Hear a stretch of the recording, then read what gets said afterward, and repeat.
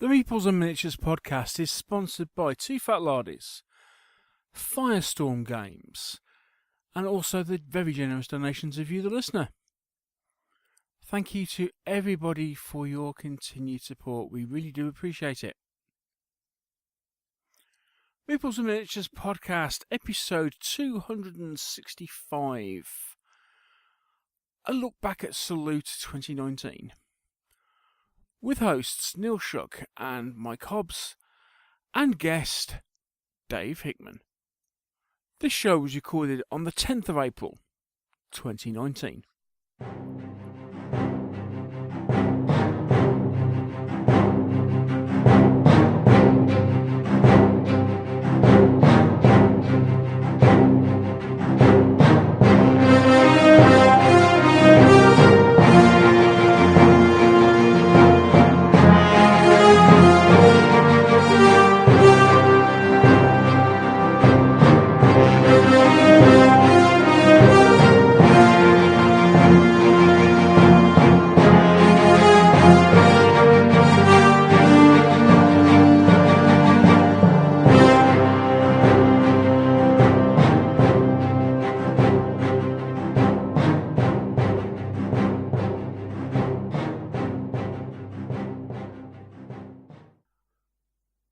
Hello one and all, and welcome once again to another slightly belated episode of the Meeples and Miniatures podcast.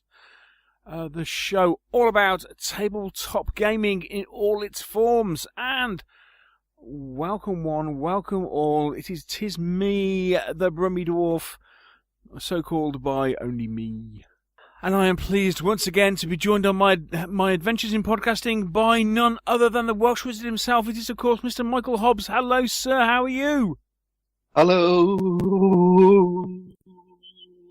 Neil. You were struggling on that one, I can tell. Yeah, I didn't really plan it. It just sort of happened, and then I thought, once I started, I thought, let's just go for it. Oh, And I realised that You got to include the whole diaphragm, mate. You got to should have breathed before.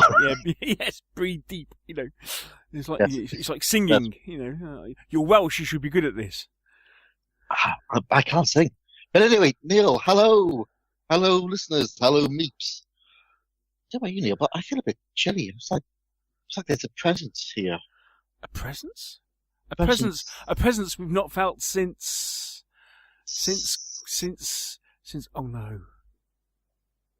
Oh no! I feel. See, if we had the proper copyright license, I could play the Jaws music in the background at this point. The Jaws music. Indeed. Yeah. Yes. That one. Except the fact that yeah. Except the fact that obviously we haven't. So, but I'm not going to carry on humming it anyway. We have a presence. We have a presence of a. No, it is not the great guru. Fear not, people. We are. Yes, we are not in the presence of the great guru. Rather, we are in the presence of the antithesis of the great guru. It is, of course, the Anti-Luff himself. Hi, guys. Oh, dear. What have we created? Otherwise known as my other mate Dave, or as we previously discussed, maybe this should be my primary mate Dave, since I've known him longer than. Yeah, okay. It gets very confusing. It's a bit like wibbly wobbly timey wimey. At some point, it's the wrong way around, but it's almost too late to change. However, good evening, Mr. Hickman. How are you? Good evening, everybody. I'm well, thank you. I'm sitting here with lubrication and a computer. What more could one want? Lubrication. That's dangerous on Many levels. Recent evidence, I would suggest, but we won't go there. No. How's your hangover, Dave? It took till Sunday-ish. Really? You never said that? Oh, dear. Oh, no wonder you were grumpy on Saturday. Oh. Because, dear listener, it was Dave's birthday the other day, and Dave had a little drink to celebrate his birthday. Well, I wouldn't class it as little. Or Many- short. Many little, many big. Many big and several little. Many of all sorts. Oh dear.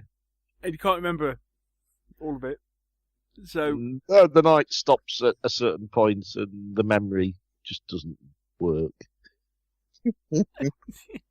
yes. Talking of birthdays. Yes. Talking of birthdays. Yes. It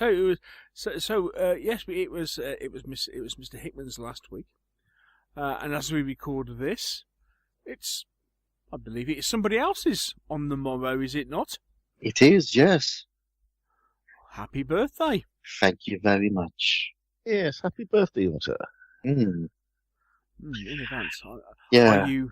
Yes. Have you got lots of presents to open?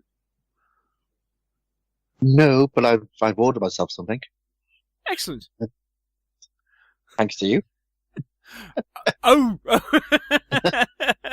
more of which later then. Okay. More fair of which enough. Well, come on to that as part of the confessional. As part of the confessional. Yes. Okay. Yeah. Well. Yes. Welcome, Mr. Hickman. Welcome back to the Meeples and Miniatures podcast. And Dave is here because on this show we are talking post Salute. It was Salute last weekend. I bundled Dave into the Meeple one, and we trundled off down to Salute with Josh in tow as well. And Dave popped his Salute cherry, as it were. So we'll be hearing. We thought we'd give a bit of a retrospective on the show, have a chat about a few things, and then obviously we also have the confessional and the hobby bit of the show as well. But we're going to shake things up a little bit because having the confessional first would kind of break the suspense. Well, whatever suspense there is, considering these days we tend to kind of, tweet what we bought on social media. Mm. However, it would seem slightly daft to talk about what we've bought before talking about the show. So we'll talk about the show first, and then we'll go into confessional and hobbies. So we'll do it a slightly different way around this time. So I think we'll take a quick break. We'll give chance for everyone to sup a little bit of beverage, and we will come back shortly and be chatting all about Salute 2019. The Meeples and Miniatures podcast is very proud to be sponsored by the multi-award-winning Two Fat Lardies. In the recent Wargames Illustrated Awards, they were recognised no less than 3 times. Best Game of 2018, Chain of Command. Best New Game of 2018, Water Tanker. And were also recognised for their level of customer service. This award means that Chain of Command has actually won Best Game for 2 years running. And to celebrate this, Two Fat Lardies are running an award-winning sale on their website, with copies of the rules for Chain of Command, Sharp Practice, Water Tanker and Dux Britanniarum all reduced. So, if you have just the rules themselves, or perhaps a bundle including campaign books or scenario expansions, check out the Two Fat Lardies website at twofatlardies.co.uk. And whilst you're there, why not pick up a copy of the Lard 2018 magazine, a publication packed with scenarios, campaigns, articles, interviews and reports. And then don't forget to check out Lard Island News, where Rich has posted a series of articles about creating your own jungle terrain. Award-winning rules, inspiring blog posts, and great spare time reading. You can find it all on the Two Fat Lardies website, twofatlardies.co.uk. Play the period, not the rules.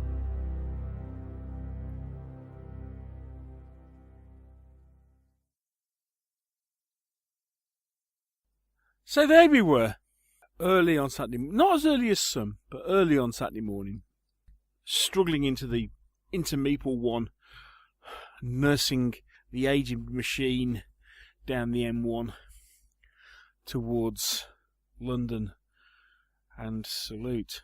Was this in your car? Oh yeah, wait, in my car. Wow. Well, see. This is where the Anti-Luff had a cunning plan. Well, the fact that your car's so full of crap that you couldn't buy some crap. Have you been talking to Luffy? No, I've seen the back of your car. Remember last time he gave me a lift and I ended up polishing the front of your car because it was covered in dust? Oh yes. It's a workhorse. Anyway. If it's a workhorse, it'd be shot by now. It has to be said. It's starting to get a bit longer. Yeah. So Mr. Hickman had a cunning plan. That cunning plan was that was it the last 2 shows we've been to? You've driven. So what was it? That was Partisan and Chilcom. So you drove to the last 2 with the caveat that well, of course, because you're driving to Salute, Neil. Might have said that. So there we go.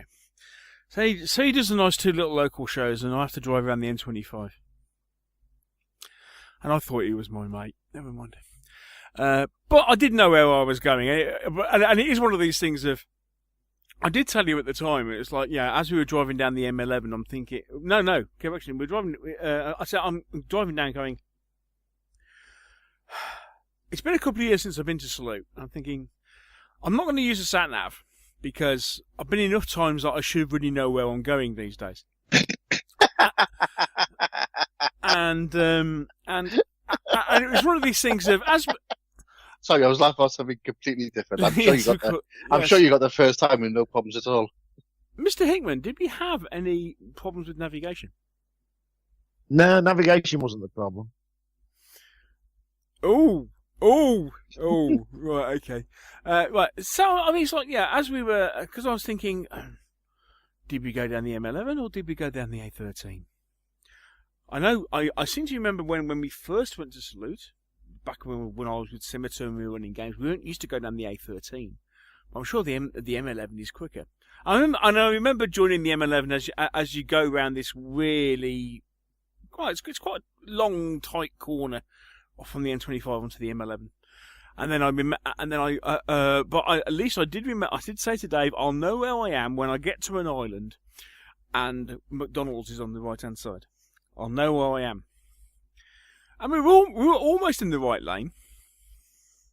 Well, you were only 1 lane out. Yeah, it's not bad. Not bad. So there we go. So no, it's not. It's actually quite straightforward to get to the XL. M11 North Circular. Yeah, all the way around. Yeah. Turn right. Turn right. Yeah. There's lots of right turns off the North Circular, isn't there? Yeah, but actually, for Salute, for Salute, it's just the one. Yeah, you just anyway. By the by, I mean, people didn't tune in to get a navigation lesson. No. No. Why do people tune in, Neil? I've no idea. No idea at all. Okay. It must be you, mate. Yeah. No. It is our chemistry. Moving swiftly on, we wandered down to London to Salute. For your first time, Mr. Hickman, this is the case, is it not? Oh, this is true. It was my first time. Indeed. We were originally going to go last year. Yeah. And we got the date. And then Mr. Hickman threw a spanner in the works, didn't you? Yeah, well, I looked at my diary and went, can't do it. Tigers are playing. So we couldn't go last year. Mm-hmm. And then we looked in the diary this year and we went, oh, Tigers are playing. It's all right. They're crap this year, so I can go. See, this is allegedly the reason why Mr. Luff didn't go. Because Tigers are playing. And the fact that after the last... you may remember Mr. Luff's rant about Salute from the last time he was on. Yeah. So I think Dave has decided that I think I'm pretty sure he's not going back to Salute, even if Tigers are crap. So, but Mr. Hickman gallantly gave up a home fixture on his season ticket. Ooh. Greater love hath no wargamer. And That's true. that, and listening and following the tweets on the way back, I was glad I did. We wandered off down to London, and I must admit, I thought, shall we rush to make sure we get in early to get there? And it's like, no, we'll just saunter down, get there, wander in, all the usual. I mean, it's all pretty straightforward getting there, and I was actually quite surprised that the XL parking hadn't gone up. Because it's been 2 years since we last went, so I was fully expecting it to be £25 instead of £20. Mm. But no, it was still only the £20. And I believe from what I remember, they're in exactly the same halls as they have been for the last few years. So basically, it's N4, N5, and N6. Yeah. In the Excel Centre. So, a sizable hall. However, I'm not the one that really should be speaking on this at this point. So, Mr. Hickman, you've heard a lot about Salute. So, prior to going, had you kind of made any plans as opposed to what you wanted to do on the day? Not really. I'd heard it was a big show. I had an image in my head of what I was expecting. Considering that you have been to the UK Games Expo, so you've had an experience of a big gaming convention. Prior to actually arriving at Salute, what was your and obviously you've been to a few wargame shows. You've been to a couple of Partisans and Hammerhead and a couple of smaller ones. So you had some idea of what a normal wargame show looked like. So what was in your mind's eye when it came to Salute? Well, for me, I was anticipating something like a Partisan with a lot more traders, a lot more games, a lot more happening on a scale not as big as the Expo, because I never expected it to be as big as the Expo, but I had that vision of the Expo in my head. What, like, yeah, as in like when you walk into the main doors? Yes. Yes. So Okay. that's roughly what I had in my head, Okay. based on what I'd heard from everybody. Right. So we went in through the tradesman's entrance. We cheated. We didn't have to queue.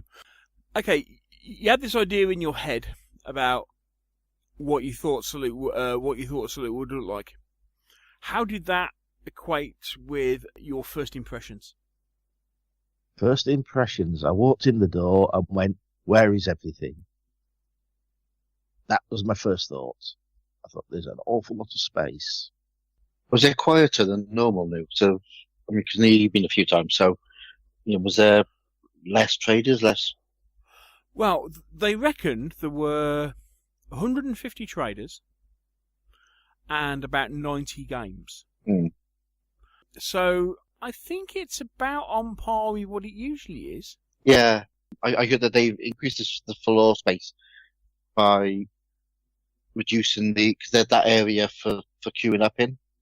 Yes. And I wonder whether they've used some of that to give more space in. Right, okay. Yeah. And they did try. I saw another forum there. One of the Southland warlords was saying that they decided to have more space between the traders and the games too, because some people have been complaining about it. So, I mean, there have been issues in the past, and certainly, I think, as far as space between games and trade stands, and space in the aisles were concerned, that was not an issue this year. Yeah. There was plenty of room to walk around, which still means that you that you do get people walking into you. Yeah. And driving Because- trolleys over your feet, into the side of your backpacks in the face. Yeah, they're all there. Yeah. So, lots of space. Which on the face of it, bit of room to breathe, bit of room to manoeuvre. Does actually mean especially when, because I mean, the Expo's got a decent amount of aisle space, but atmosphere-wise, it's pretty packed, isn't it? I mean, okay, there's probably more people in there, especially on Saturday, but the atmosphere is pretty buzzing. I didn't kind of get that at Salute. No. Did you get any sort of atmosphere, Dave? Not really. It definitely didn't feel like the Expo. The Expo is buzzing. No, I just got hot. Because incredibly, the thing is that because I really thought, okay, I remember this previously. I just went in a polo shirt and stuff, and despite the cavernous, I don't think there was any heating on, but despite the cavernous, the cavernous XL Centre, it certainly wasn't cold, and actually got quite hot, almost uncomfortably so by the middle of by about 1 o'clock or so. It was definitely on the warm side.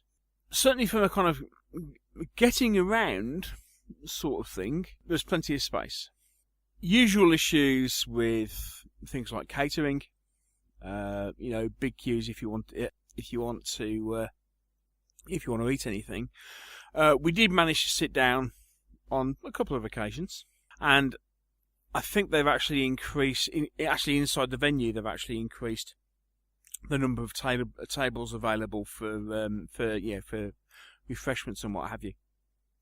So, and it's the usual layout. So you've got traders all around the outside walls, and then a number of aisles with some small stands, up to some huge stands.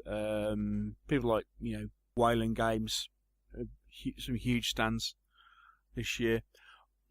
Well, they're huge from the outside. Yeah, he took the words out of my mouth there.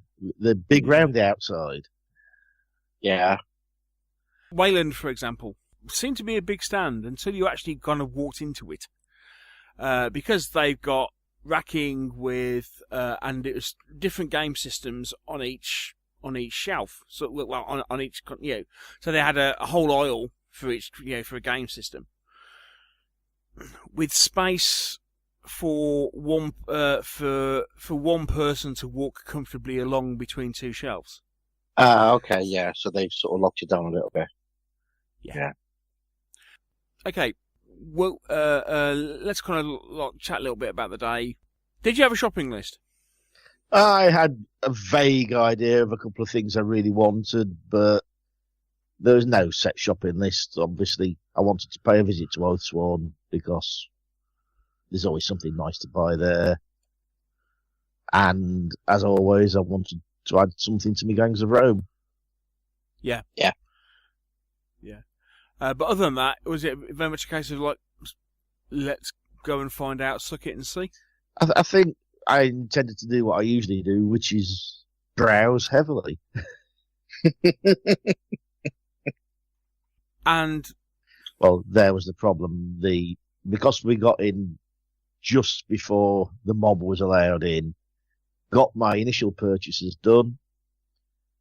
When it came to browsing, it was virtually impossible. To be polite and browse just doesn't work there. Was that sort of the amount of people there early on, or was it just because the stores were all just too small, or? It seems like there was lots of space between the stalls. The stalls felt like they were normal game show sized, with a significant number more people trying to look at them. And if you stood any length of time, somebody would be barging the way through you to get to something. Right. And I sort of lost interest halfway through. Mm. I don't like that sort of... I'm not great with crowds anyway. And, yeah, it put me off. That's a shame. I felt it more. I suppose the reason I felt it more this year is because it's really this is quite scary. It really is the first time I've been to Salute as a punter. Because before, pretty much every year before now, I've been either with my podcast head on or with my magazine head on. So I've been looking for interviews. I've been looking to take pictures. Going around all the games looking for pictures or what have you. And this year it was just okay. We are going. I'm taking Dave round. Yeah. And it was like Josh was after a specific thing. He was strangely enough he was after a half-orc fighter miniature to portray his character in an RPG game that he's doing at the moment. He had a look on, was it Hero Forge? Which is the 3D printing website that you can build your build your characters on. Which is all very nice, all very nice until you get to the end and it kind of goes, oh yes, we can print this one. We can print this one miniature for you and send it to you, and it's going to cost you about $35 by the time you finished. And it was like, really? So anyway, so I said, oh, I'm sure you'll be able to find something. So come along and we'll have a look round. Yeah. We did eventually, funny enough, at the Hassle-Free store. He'd never seen Hassle-Free miniatures before. That was an experience. He kind of went, "Oh, these are nice." Haven't seen Sally for ages, and saw Sally. That was nice. But yeah. So he found something he wanted eventually on Hassle-Free, and I say eventually. As you say, it's a similar sort of thing with several of the stores, especially where they have walk-in, walk-out bits. You can only get 2 people in. Which, when you've got a show of several hundred people, you can cater with to a decent extent. Doing that same thing with a show of several thousand people, becomes more of an issue. So it sounds like a lot of the traders are sort of boxed in their stalls, so you go into the store, whereas before you used to sort of have an area like a U-shaped area where you can get and you get more people in there and so forth. Is that the case, or is some are better than others? I mean, some people have. I mean, obviously, some people have more space. I mean, things like Gripping Beast, for example, Gripping Beast and Foundry, for example, had their usual huge stands. Yeah. Relatively easy to get round. Some of the smaller traders that obviously wanted to be there, but could only afford a limited frontage, and yet they had racks like for example, trying to search through racks of a new experience for me, searching through racks of Reaper Bones miniatures. Yeah, it'd be a while. For example, especially, I mean. Some traders were brilliant and were massively well organised on their racking, and had basically all the figures were racked up, so it was the same figure front to back.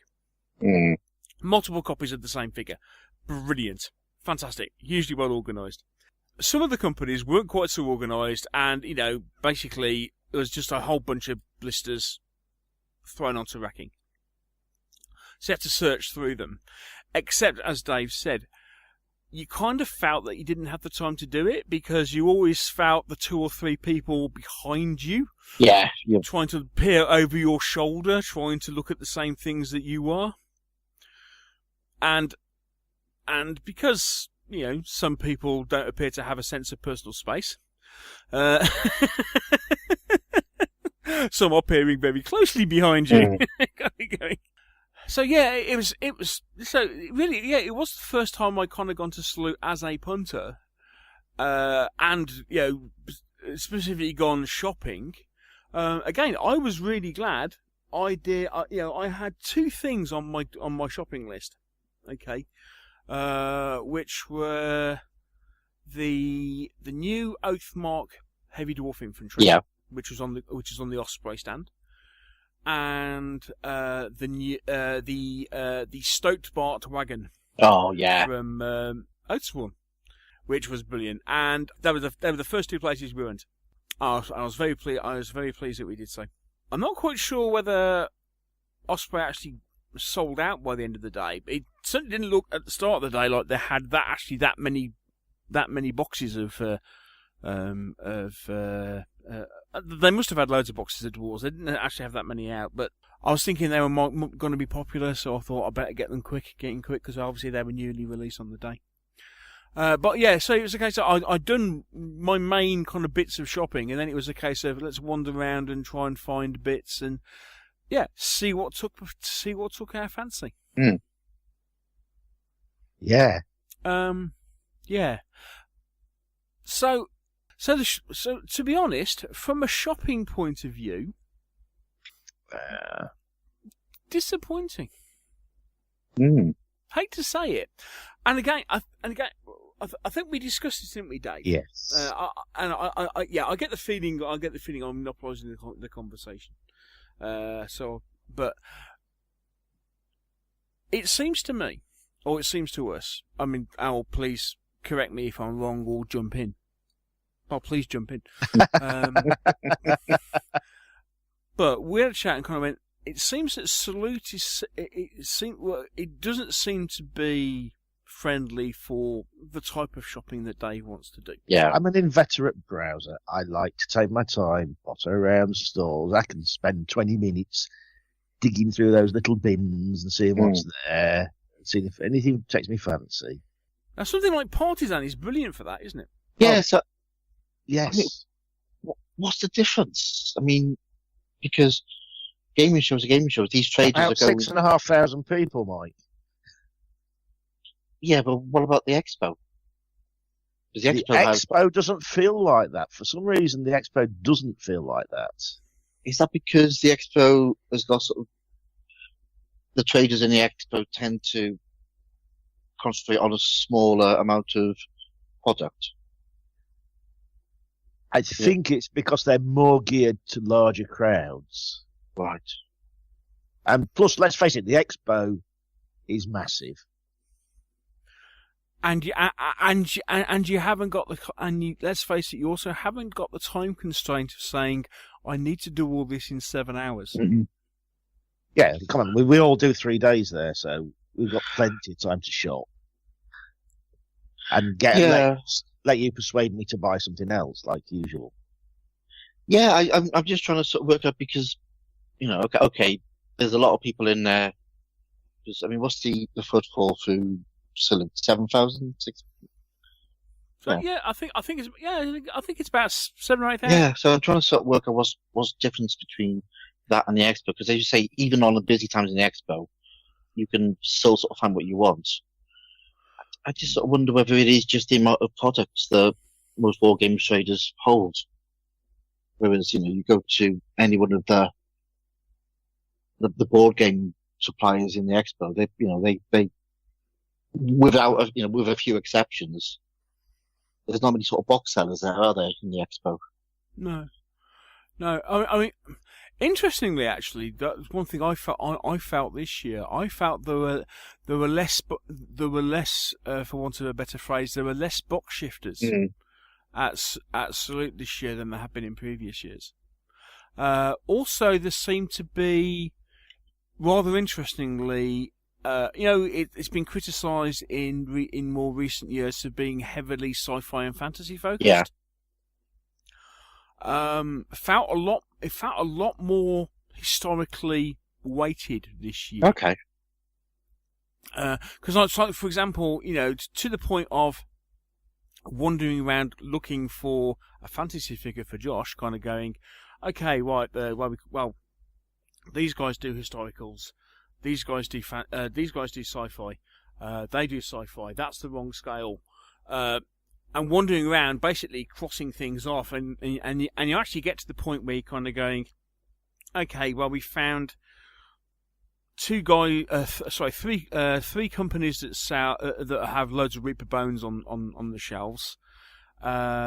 We've got a couple of possibilities over here, but the issue is their fantasy is very much geared towards their own worlds. If you wanted kind of high fantasy D&D sort of thing, strangely enough, you ended up down at Heresy and Hassle-Free,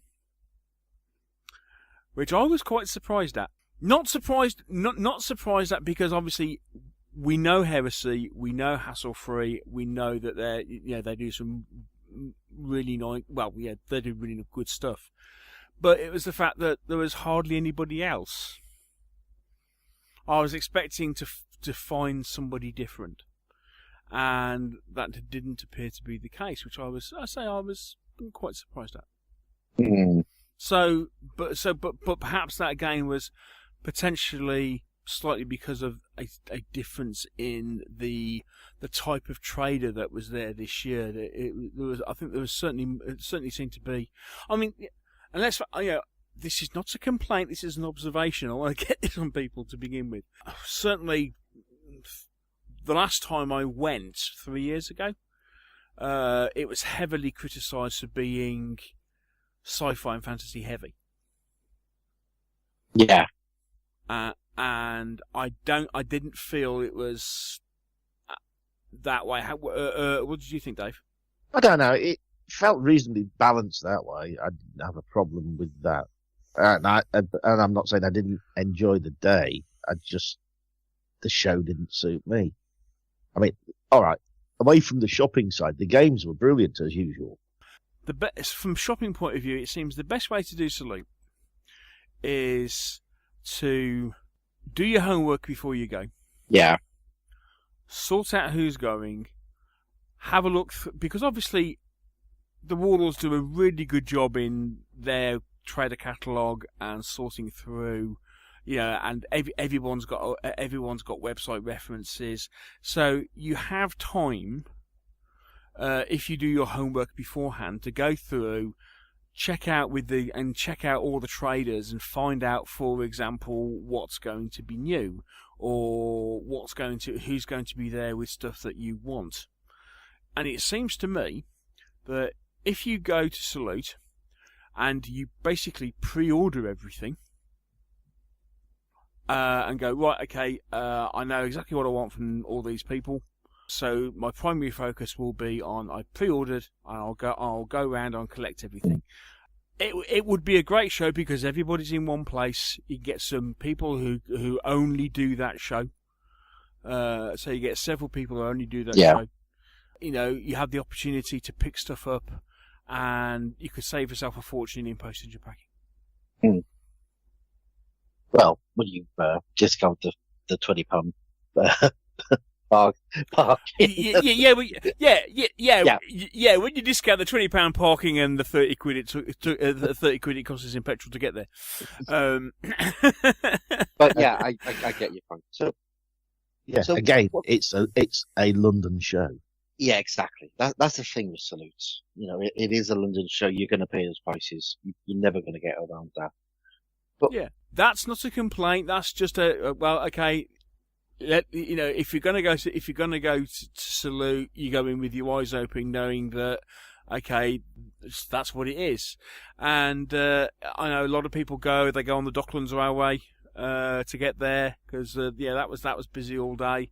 And it was interesting that we noticed that in the same way as you get with more local shows, it was certainly a case of there was a big drop off after 2 o'clock. Yeah, the place started to empty about 2. Yeah, so even with an event as big as Salute, you still get that people, rather than going all day, just go for a morning. Yeah. But I mean, we've always found whenever we go to Salutes in the past, going for a day just never seems enough time to get round and see everything. So you end up trying to find sites which post loads of pictures of the stuff you didn't see. Yes. Yeah. But yeah. So what were the games like? Was there a lot of participation games? I know that our friends from the Collection Calculator won Best Participation Game. Indeed, and they will no doubt lambast me next time they see me because they didn't actually get to see them. Okay. Yes, they were doing Yep. little Bighorn in 6 Yeah, mil, weren't on they? 4 separate if I remember tables. right. Yeah. Yes, there were, as per usual, there were a lot of really nice games on. We didn't get to see a lot of them close up. There were a lot more. Seemed to be a lot more demo games this year. Okay, that's good. Yeah, which is good. So there's definitely again a lot more trends of, especially those people who were there launching new product, launching new rules. Certainly had demo games going on. Didn't seem to be as many big games as what I've seen in the past. Yeah. The biggest one I saw, and I might be doing other people disservice here. Pretty much the biggest one I saw was Simon's Roman versus Celt to the strongest, which was a huge. Oh, that was game, impressive. fabulous That game. did look really nice. Yeah, Simon had done his usual, like 20-24 foot Yeah. table filled with figures. There was plenty to do if you felt so inclined. Oh, that's Um, good for start. There certainly seemed to be a lot more a lot more participation games going on than there have been in the past. Certainly a case of if you wanted to play something, there was ample opportunity for you to have a go at something should you so wish. Good. Some of them. Others you weren't going to get near. No, I mean, yes, you could tell. Yes, you could tell where the large. Well, correction. You could almost tell where the larges were. Yeah. Because you had the usual. You had the usual 3-person deep scrum with Rich's head poking up over the top. It has to be said that I know we've seen the blog and everything, but up close. That was, I mean, his jungle terrain is massively impressive. He's done a fabulous job on it, So that looked pretty good. I don't know, any other games that stood out for you, Dave? I think possibly my other favourite was one that might be a little bit off the wall. Somebody had done, I forget the name of the club. And I think they won one of the show awards for it. I think it was for best best looking game or what have you. They'd done Flash Gordon the movie in Lego. Oh, that was very, very impressive.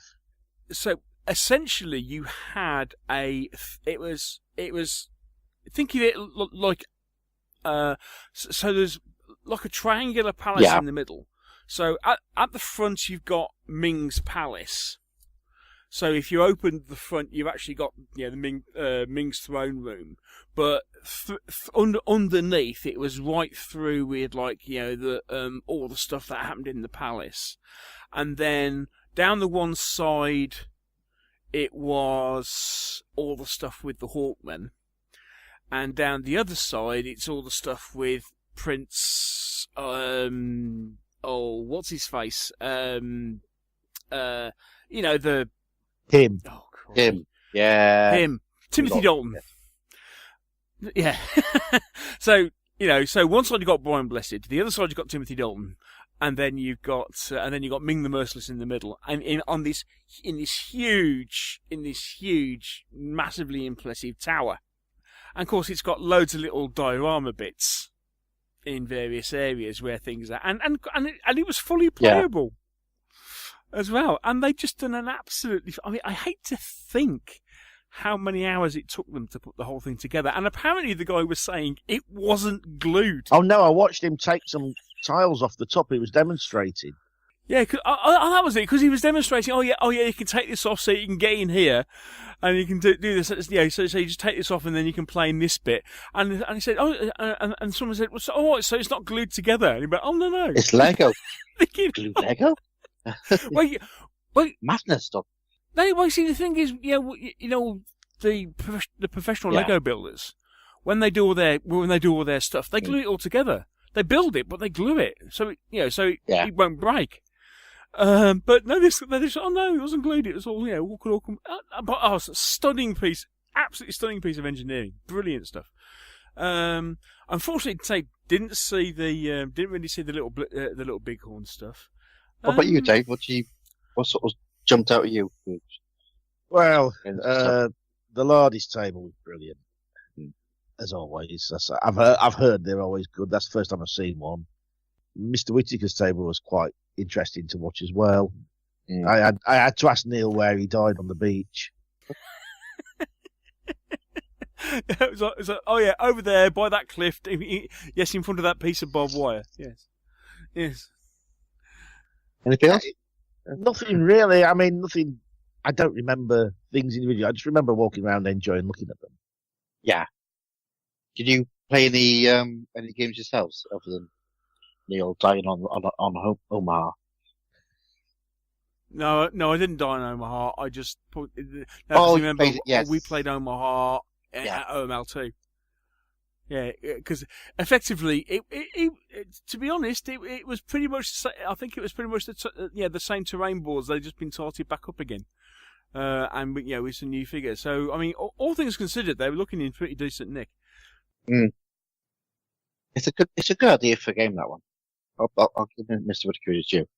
You know what? Nothing really kind of. Well, I say there was, other than those old one or two, there were a lot of games around, and I'm sure nothing really jumped out at me this year. I know it sounds awful to say, but I mean, and I quite like the Thunder and Blunder demo. Oh no! So sorry. Yes, that was impressive. That was with the walkways. Impressive. It did look really nice. Yes, I had forgotten that one. Yes, Thunder and Blunder put a couple of games on. One was set in a dungeon. The other was set basically running around a whole load of walkways on effectively almost like on the side of a cliff. That was very nice. That was really well put together. TM Terrain, Dave. I know we spoke, and Dave said go and have a look at the one that he'd done. I must admit, sorry, Dave, I missed it. Do apologise. So there was some, as I say, the Ashiro table looked really nice. They'd done a couple.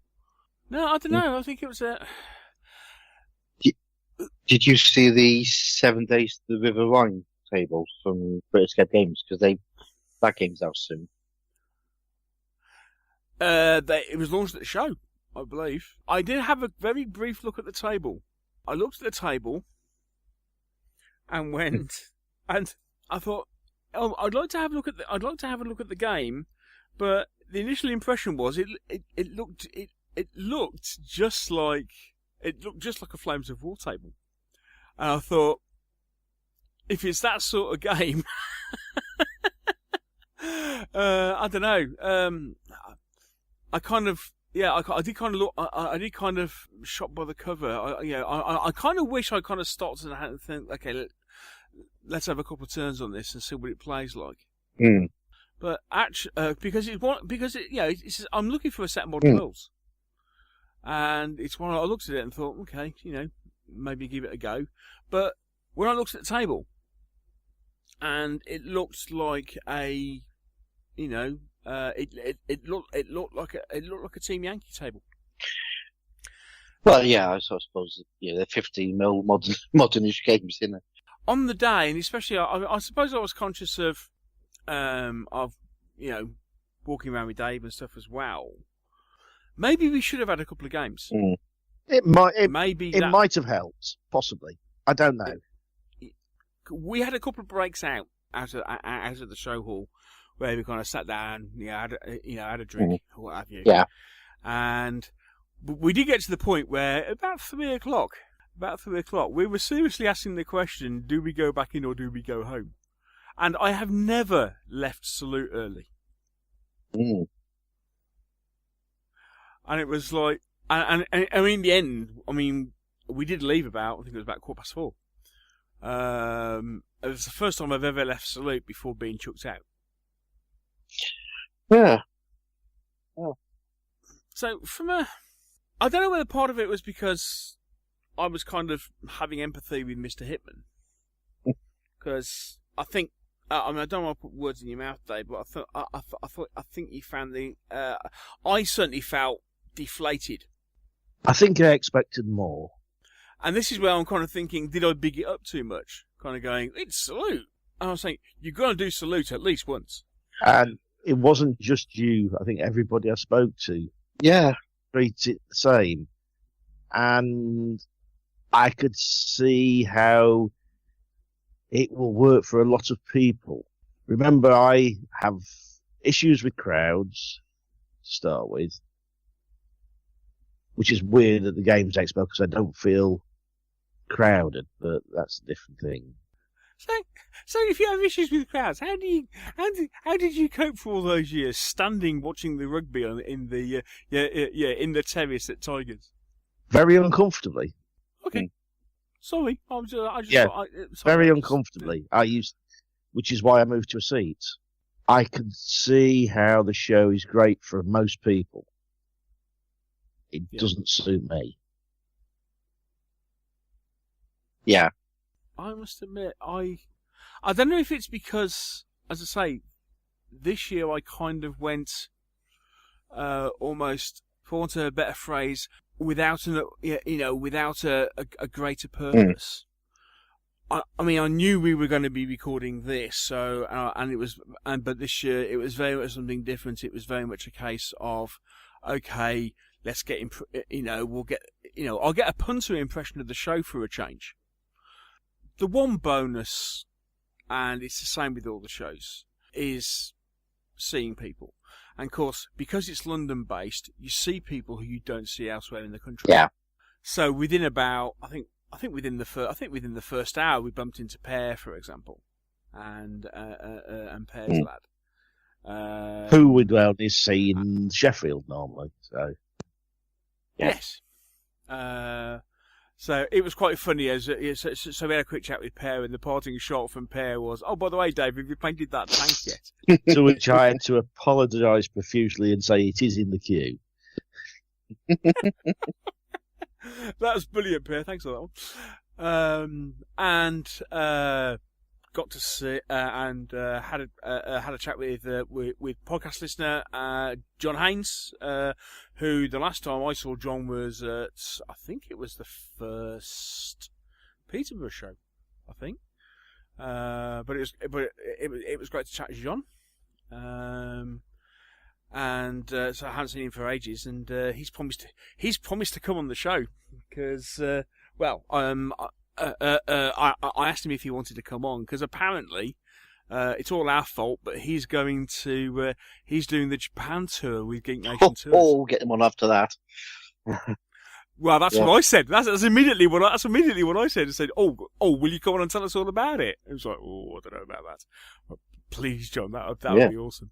So I got that, and funny enough, didn't get a chance to talk to Rich much because obviously Rich was kind of deeply engrossed running a game, but did get a chance to see Nick, to have a quick chat with Nick, which was great. And we saw Dave, TM2 Dave. Got to have a chat with Craig, Ministry of Gentlemanly Warfare. Also, very quickly caught Mel, the terrain shooter, while he was there, because he was chatting with Craig at the time. And just want to think who else we ran into. Had a quick chat with the Andy Hobday and the guys at Futsal Miniatures for the time being. Futsal Miniatures and Games. I'll say get their names sorted out. Yes, couldn't believe it when they turned around as where were we at? It's, we're gonna go. We were down there. We were talking with somebody down there, weren't we?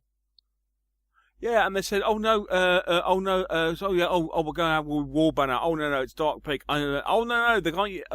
They've been told not to use that either. And it was like, you're joking. I did hear that. I think Sean told me. I wasn't sure whether he was pulling my leg.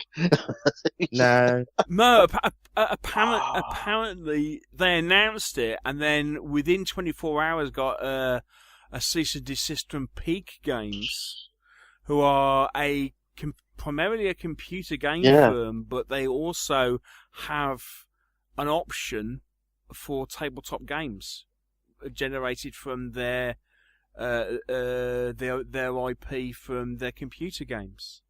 So they turned around and said, "No, sorry, you can't have that either." God. Andy wasn't in a particularly good mood and wasn't That's particularly right. chatty for Andy. And to be honest, I think because obviously everybody's ribbing him about it a bit, which I'm sure gets very thin. But interestingly enough, he did turn around and say it's publicity you cannot buy.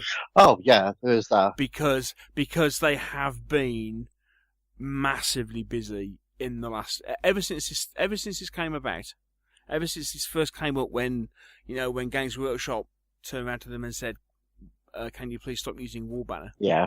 Ever since then, they've had a massive amount of footfall and business through their website and stuff for going, basically going, what's it all about and what have you. So I said it's publicity you cannot buy, but I'm sure from his point of view, it's been massively frustrating.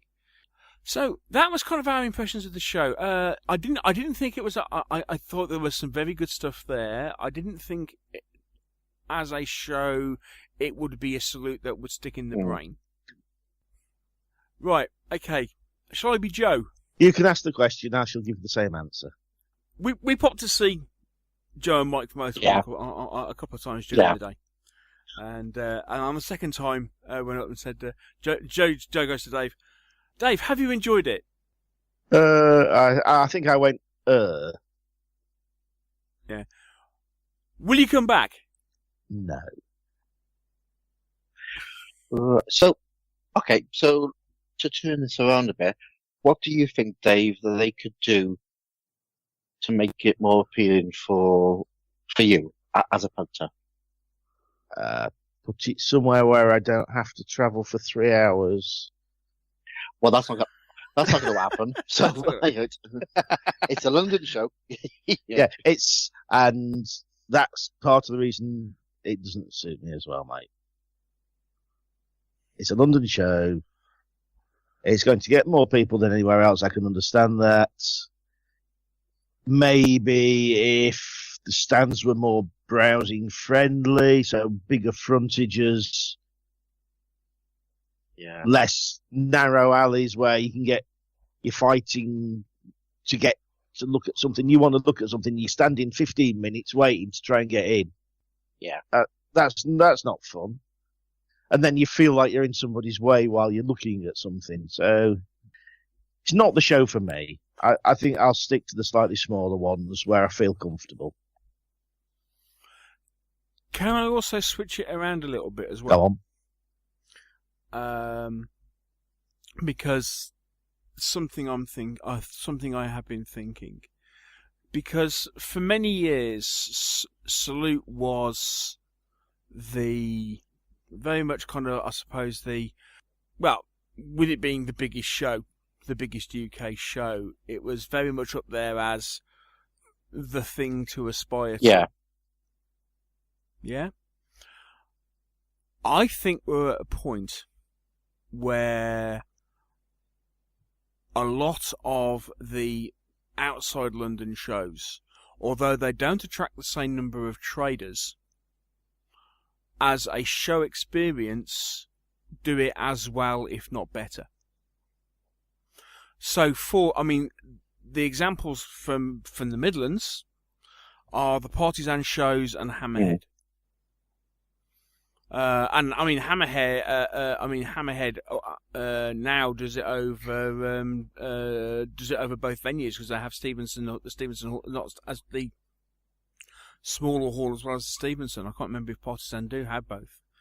However, I think what's happened is that shows outside of Salute have improved and raised their game to a point where, to a great extent, unless you particularly want to go to Salute as an event, not going to Salute doesn't necessarily mean you miss out on that much, if you know what I mean.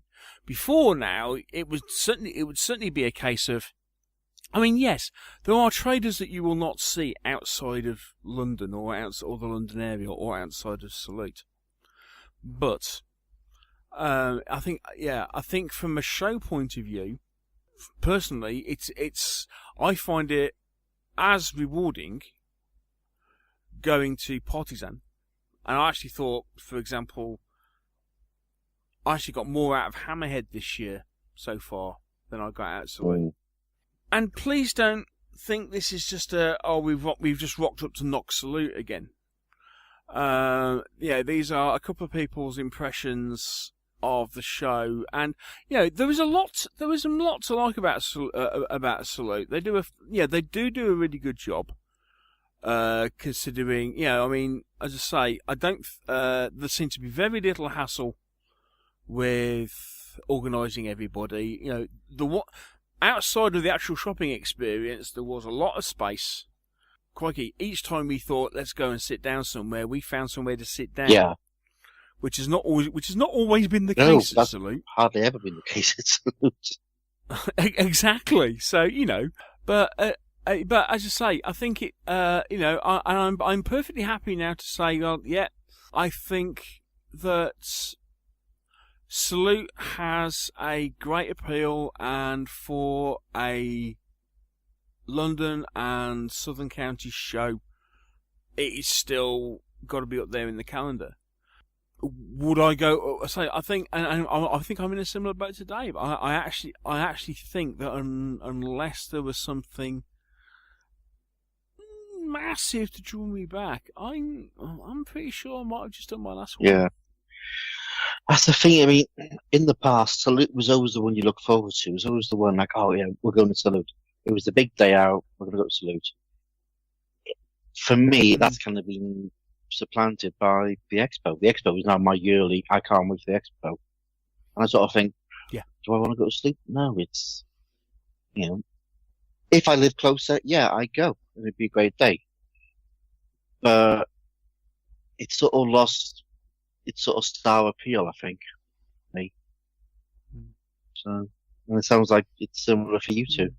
Yeah, well, as I say, I think it's lost it a bit for me, because obviously Dave had nothing to go back on in the first place. But this was that's why I wanted Dave's kind of real opinions on it, because as somebody who is, say, coming at it from the first time, I was disappointed for Dave, because I really hoped that it would be better.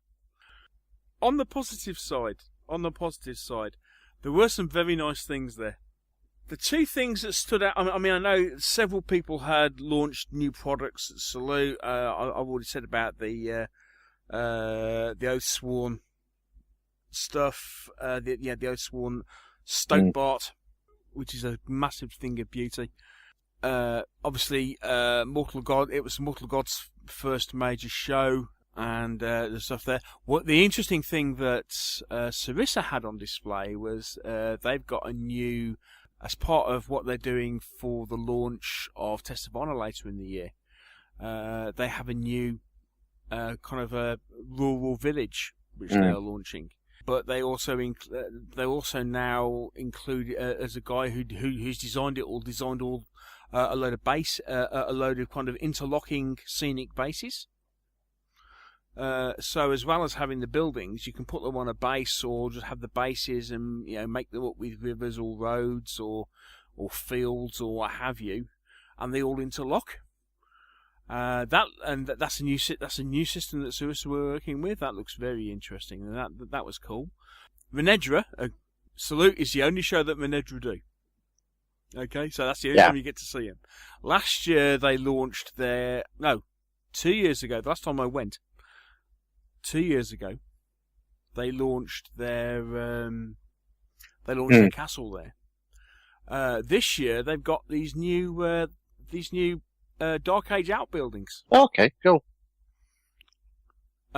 Which they launched there, which are really nice. And certainly I was going to do scratch build some for rather than make MDF ones, I was going to scratch build some.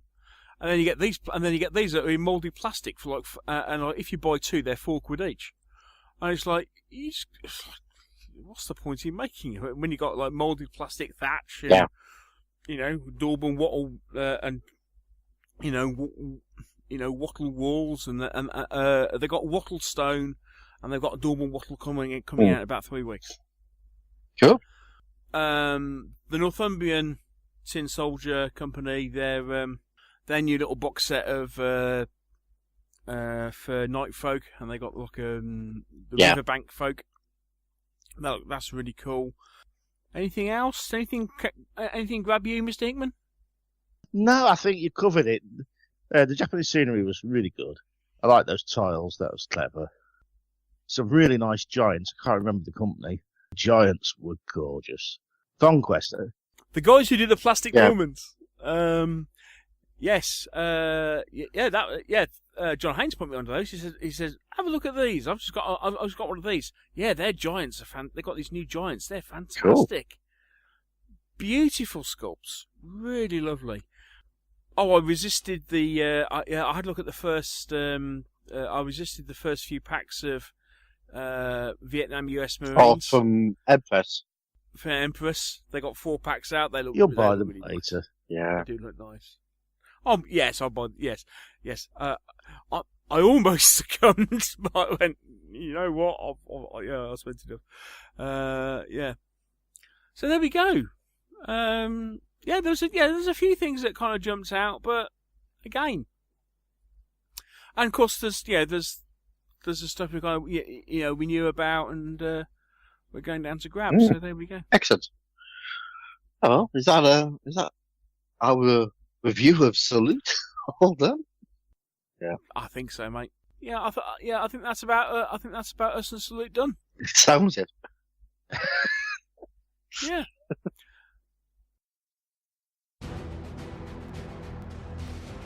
Hi everyone, Neil here. I hope you're enjoying this episode of the Meeples and Miniatures podcast. If you are, I'm wondering, would you consider becoming a patron of the show? For as little as $1 a month, you can help support us in what we're doing with the show. For that, you can get access to a monthly question and answer show. That will also allow you to ask questions. If you pledge more, you potentially get bonus podcasts. And you never know, you might even get invited to be on the show yourself.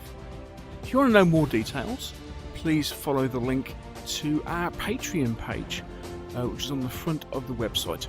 That's www.meeplesandminiatures.co.uk. Thanks a lot.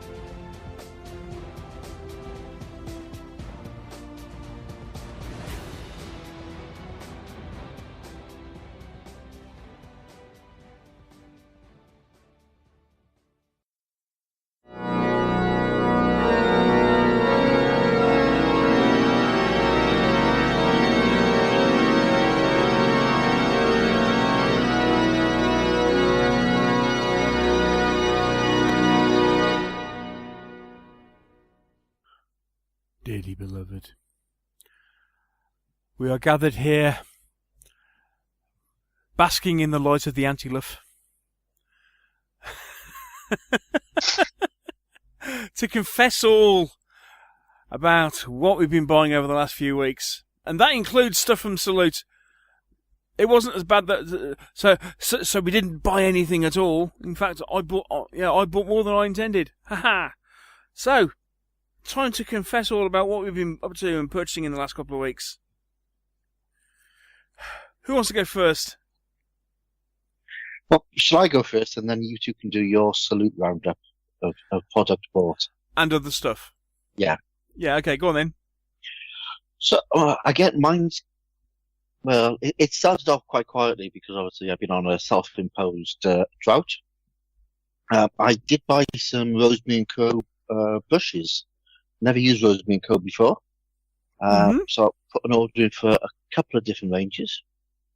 Try them out. And the ones I been tested mostly are their mixed sable and sorry, it's their mixed sable brushes, which are quite reasonable. A couple of quid each for a brush, and they're lovely. So really impressed with those. So I bought 5 brushes in all. I got a really expensive Series 7 one or Series 2. I can't remember what it is. It's one of their really expensive ones.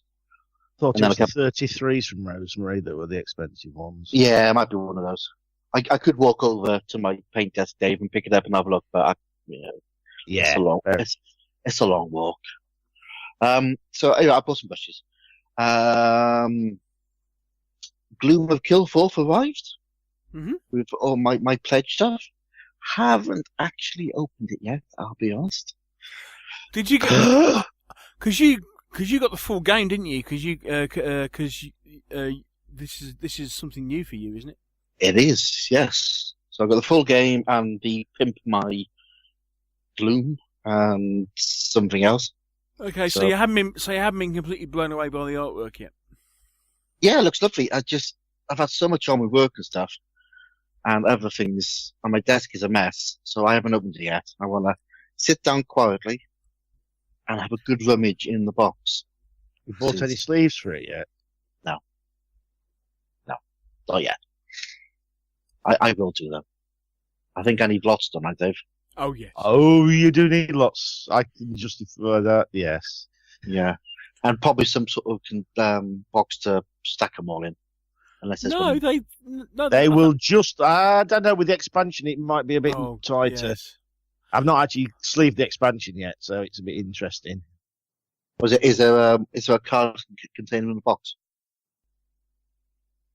There's a section that there's a section where you put all the cards. Oh, okay. It might not now be big enough. Right. Anyway, well, I'll find out when I open it up over the next few days because I've got 4 days off work. Excellent.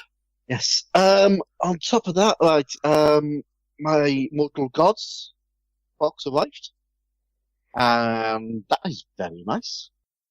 Yeah, very pleased with that. So I've started doing some Spartans. Already? Yeah, well, I got the Mortal Gods box, and then we had a game day at Firestorm day after, and they had some Spartans, the Spartans set there. So I thought, well, I like Spartans, so I bought that as well, just for research purposes only. Of course. Obviously. So I made to start those. Yeah.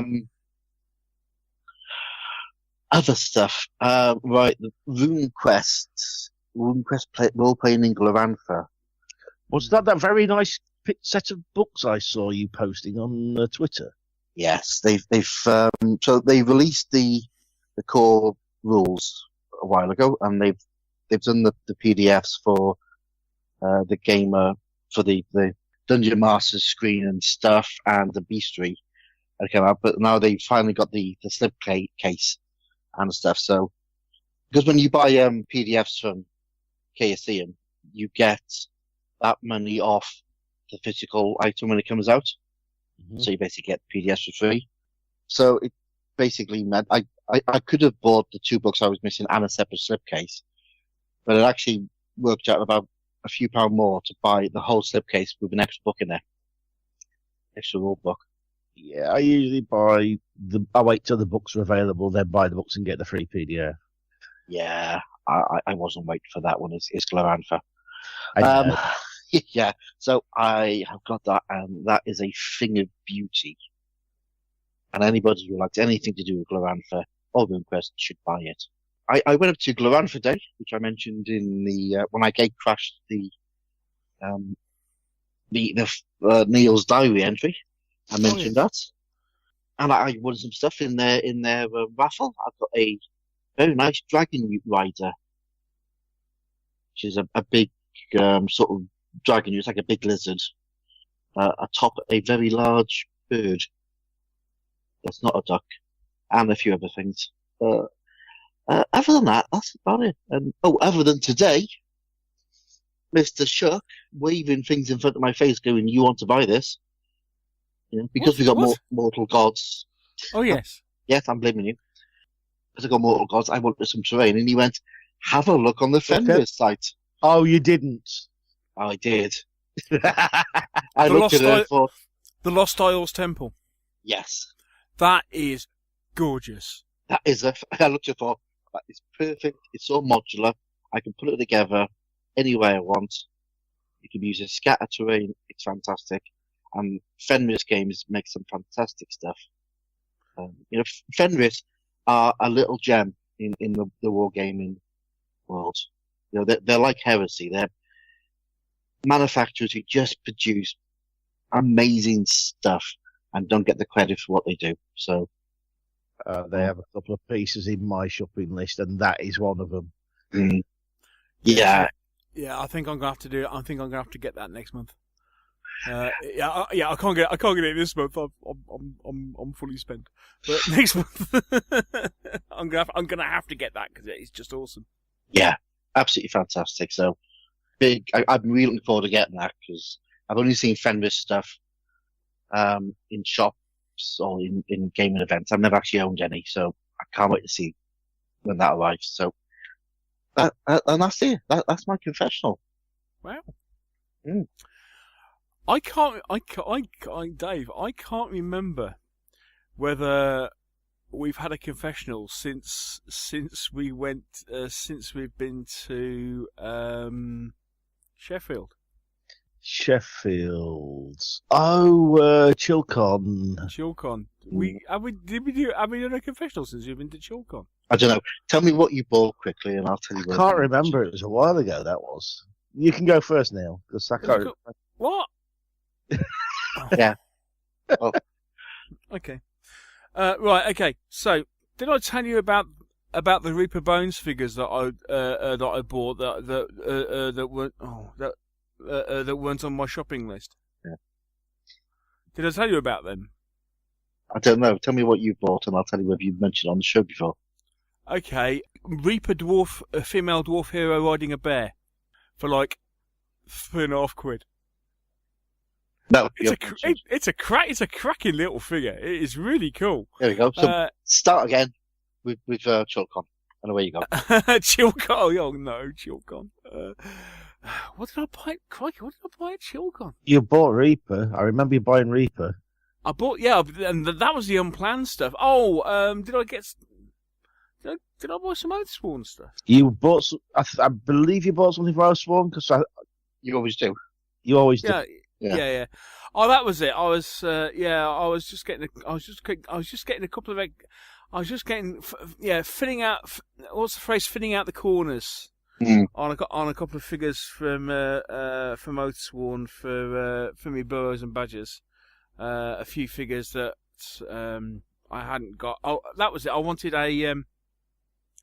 I was putting together a not anthropomorphic, not Robin of Sherwood warband. Yeah. So I just wanted a couple of figures because I hadn't got the mole friar, and I wanted the squirrel rogue. I got the archer, but I wanted the squirrel rogue, and I wanted a rabbit archer and stuff like that. So I bought a few of that. I bought a few of those. Yeah.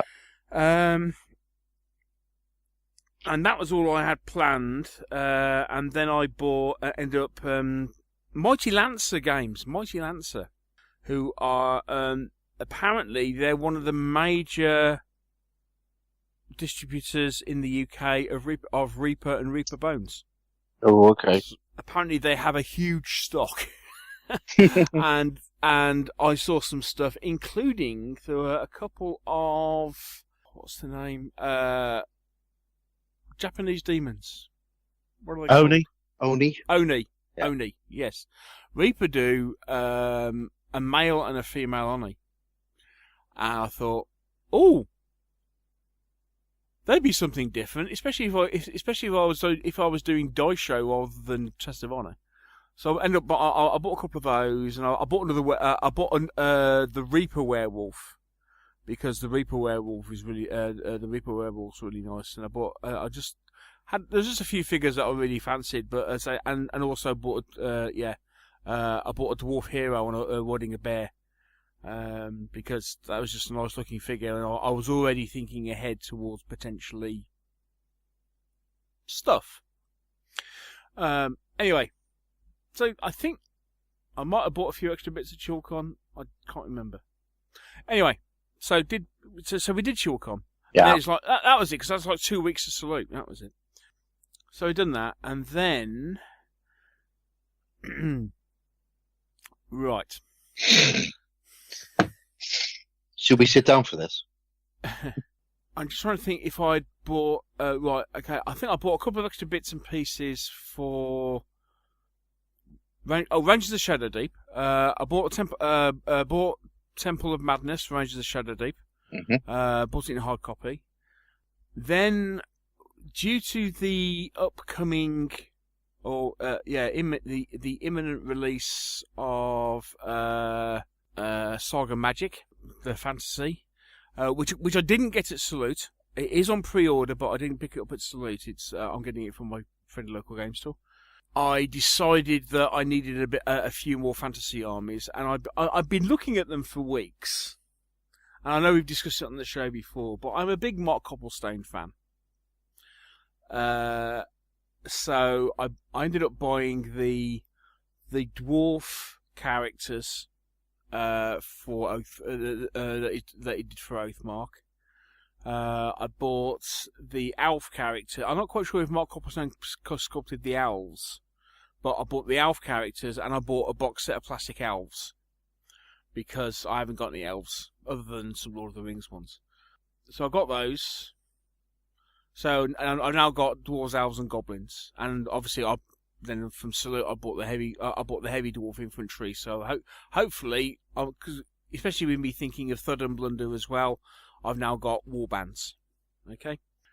Then thanks to Mr. Slade tweeting some pictures, I succumbed and bought the other Frostgrave Knoll characters. The tracker with the war hyena and the barbarian and his mate.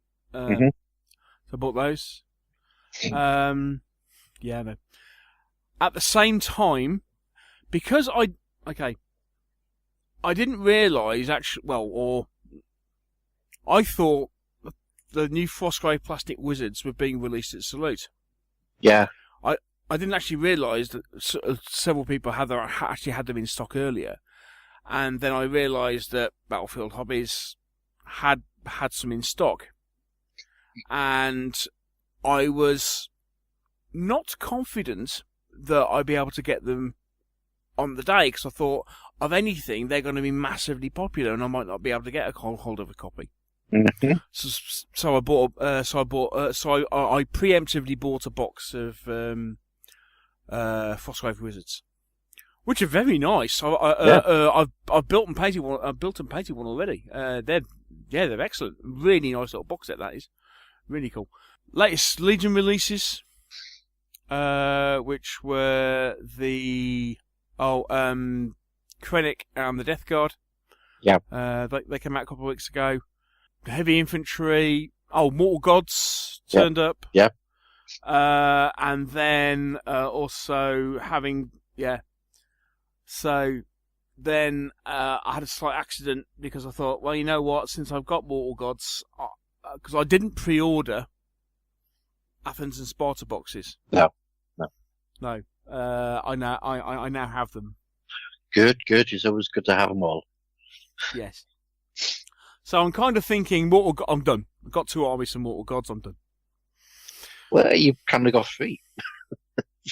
4, some would say. No, because there's only enough for one army in the. There's only enough for a single army in the base game. Not for 2. Very small armies. Yeah. Okay. 2 small armies. Okay. Yeah. Right. Yeah. Anyway. Yeah. So there we go. You're done. Yeah. You're done well. I'm done. Good man. I'm done for Mortal Gods. Yeah. And is that yeah? Of course. Oh yes. There's the aforementioned Stobart wagon. Bought the almanac, and they released a new Oathsworn released some new scenery at Salute, a couple of plinths and stuff. So I bought those. I bought some those Menedra buildings. I bought them after a salute because by the time we got round to Venedra, they'd already run out of stock of one of them. So I ordered that on Monday. Got it the following day. Brilliant. Well done, Venedra. Great service. And on salute, I bought. I forget the name of the company, but they do a load of terrain. So I bought some barrels. I bought a Japanese rock garden, and I bought another bridge, because the bridge I previously bought from Ironclad at Hammerhead, I discovered after I got home that I bought it in order to use, especially with Oathsworn, and it wasn't big enough for a 50mm base. So I bought a new bridge. Okay. And I think that's about it. I've backed a couple of Kickstarters, but we won't talk about that. Best not to. Mal the Terrain Tutors writing a book, so I backed it. Yeah.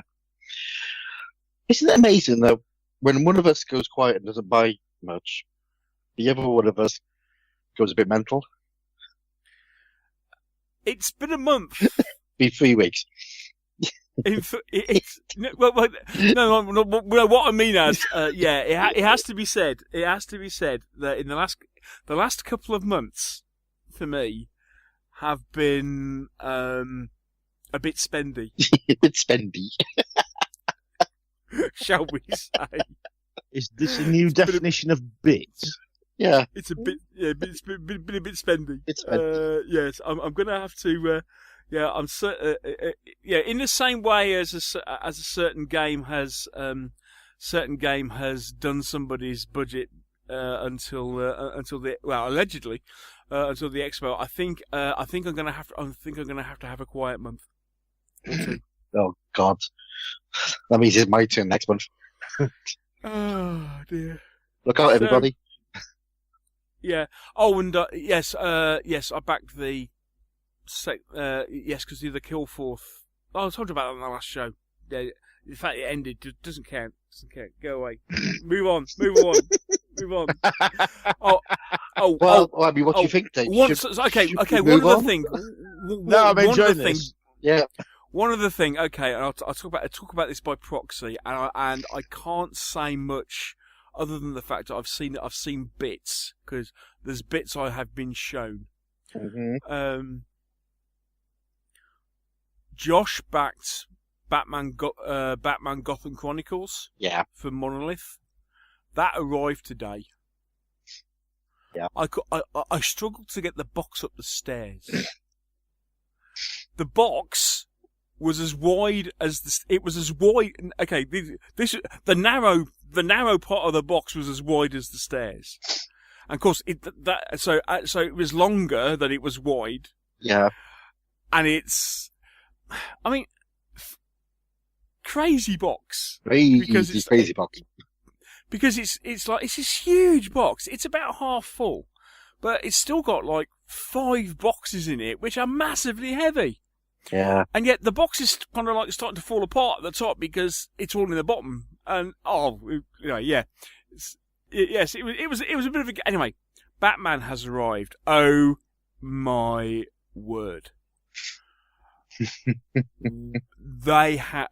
Okay, I've only seen a few things. For example, the player boards for the characters. Your player board, whereas in Conan where you've got this nice little, piece of card artwork, Conan on it or what have you, and places to put all your stuff. Yeah. Oh no, these are now kind of embossed. Ooh. With bits to put, with places to put all your token crystals or what have you. Yeah. The Overlord board, the Conan one is just like plain plastic. Yeah. The Batman one is fully etched, detailed the whole way through. It looks, it's humongous amounts of detail in just the Overlord board, And for some reason, I know not why, apparently it turns up in the comics, but one of the stretch goals, you get a T-Rex. Right. There is a 28mm T-Rex. Oh, that'd be useful. Can I borrow that for when I do my submarine games at Double Clear? It is a thing of beauty.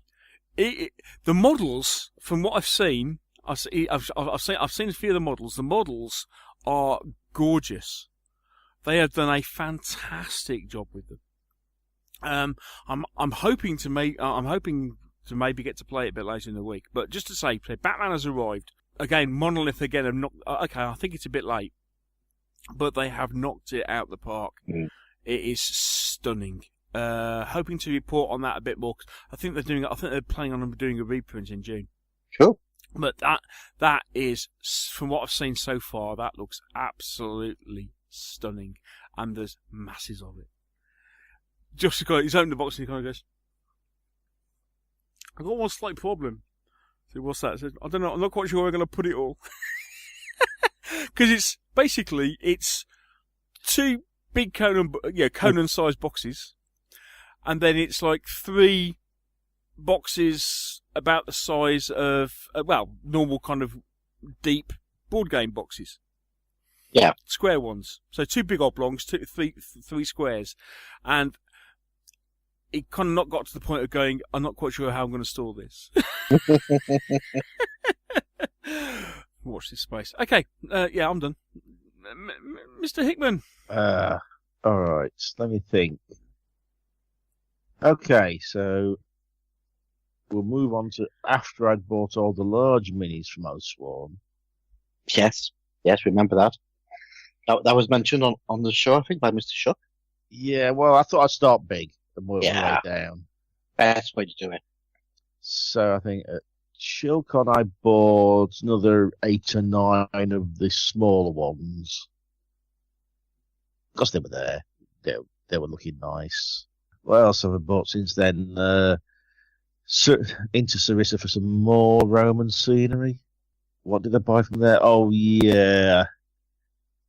I bought the small city villa. And a circus ring for. Oh, I don't know what you'd use that for, but I bought it anyway. Gladiators of some description? It maybe? might have had something to do with the buying and the fact that it just fits in with the game really well. What else did I buy? Obviously, my Mortal Gods turned up with both the army boxes. Because I obviously ordered the whole thing up front. We didn't doubt it for a second. No. Did you get the extra character figures? Yes, I got the character. The healer and the seer. Yes, I got the 2 character figures in there as well. Okay, cool. Obviously the Killforth expansion, because we all had that as well. On brain cell. There's more than this. Ordered some more paints because I started assembling the Cruel Seas starter stuff and realised I was missing some greys.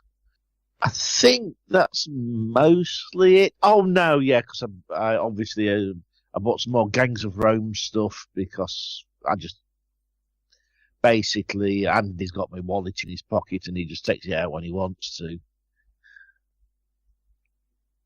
So that was the Sons of Orcus. And the Bread Circuses starter box, which I don't need another set of rules, but hey, there's got some stuff in there I want. That fell into your bag on at the salute. It suddenly went, hang on a minute, where'd that come from? I wasn't subtle about hiding it. The fact that it took them 20 minutes to get the card reader to work had nothing to do with it. But I've been pretty good recently, to be fair. I've mostly been buying the Badgers and Boroughs stuff, because the models are really, really nice. I'm still not sure when I'm going to paint them, but... Yeah, you don't worry about that, Dave. Never worry about when you're going to... Oh, I'm not, mate. I'm not... I've got hopefully within a month I've got some stuff incoming, but we'll save that. I think that's it. I've been fairly restrained. I actually saved quite a lot of money for salutes, which I didn't get to spend. Mm-hmm. So I might have to blow it at Partisan. Or I might have to pay a visit to Fenris because there's a couple of that they do a very nice Roman bath. Oh, they do. Oh, yeah, that's lovely. That is on my list for my Rome stuff, so I might pick that up and the one you picked up at the same time. That sounds like a fine idea. Indeed, that sounds like a tremendously good idea. Okay, is that about it then, guys? For our confessions? Anything shiny that you spotted that you haven't got yet? But everything. No. Is the right answer. Yeah, there's always something shiny. God, I've got the attention span of a squirrel. Excellent stuff. Oh dear. Oh, so there's a couple of things I forgot. One of the other things. Prodos Games are having a sale at the moment. They're having a 40% off sale. So I find whilst at Salute, I bought an Alien Queen model because I was looking at my is it Leading Edge? Yeah, that was it. Leading Edge, the company who produced the original metal miniatures for Aliens. Yeah. I do have one of their Alien Queens, metal. However, it needs a bit of TLC because, amongst other things, the tail snaps, so it needs pinning back together and basically some green stuff applying and stuff. Anyway, so in the meantime, yeah, Prodos were selling off some of their, selling off a lot of their, a lot of the expansion stuff for AVP. So I bought an Alien Queen. And I remembered the other Boas and Badgers stuff I bought at JawCon, which was it's all Tim Eagling's fault. Tim has been doing some tremendous stuff on the Boas and Badgers Facebook page, and because Stokebot, he did another wagon using the Badger slave with the as a double model, which is a Badger slave and a shrew slave master with a whip, which he converted so the Badger was actually towing a cart. I thought, what a tremendously good idea. So that was the other thing I bought at Chalcon. Right. Other than that, I kind of going, loving all the stuff that they're announcing for Legion, because they announced the latest stuff, including Shore Troopers and Dewbacks and various other bits and pieces for the Star Wars Legion. Looking forward to that. Journeys in Middle-earth is out in 2 weeks. Yeah. Yay! I do believe we've all ordered copies, have we not? We certainly have. We certainly have, yes. And also, what was it? Oh, yes, and I pre-ordered. Yes, I think I said I pre-ordered Saga Age of Magic. Yes. I did say that, yeah. That didn't slip under the radar, did it? No, Yeah. no. Okay, no. So at the moment, I've got my radar still open for fantasy stuff because I'm looking at saying, okay, what do I need to complete fantasy armies? So I'm just that's kind of what's on my radar at the moment. So I might be getting another couple of boxes of Oathmark elves and goblins, maybe. Although, that was the thing. The next box for Oathmark, they have the sculptor whose name escapes me. The next bot, because he was showing off his sculpted 3-ups. Yeah. They are doing Goblin Wolf Riders. Wolf Riders, Mike. Yeah. Yeah, well, we're Don't coming need on to that in a second. Anybody who's listening to the Patreon diary might have a little bit of deja vu at this point. Indeed. Okay. So, let's take a quick break, shall we? And we'll come back and chat about what we've been doing in the hobby.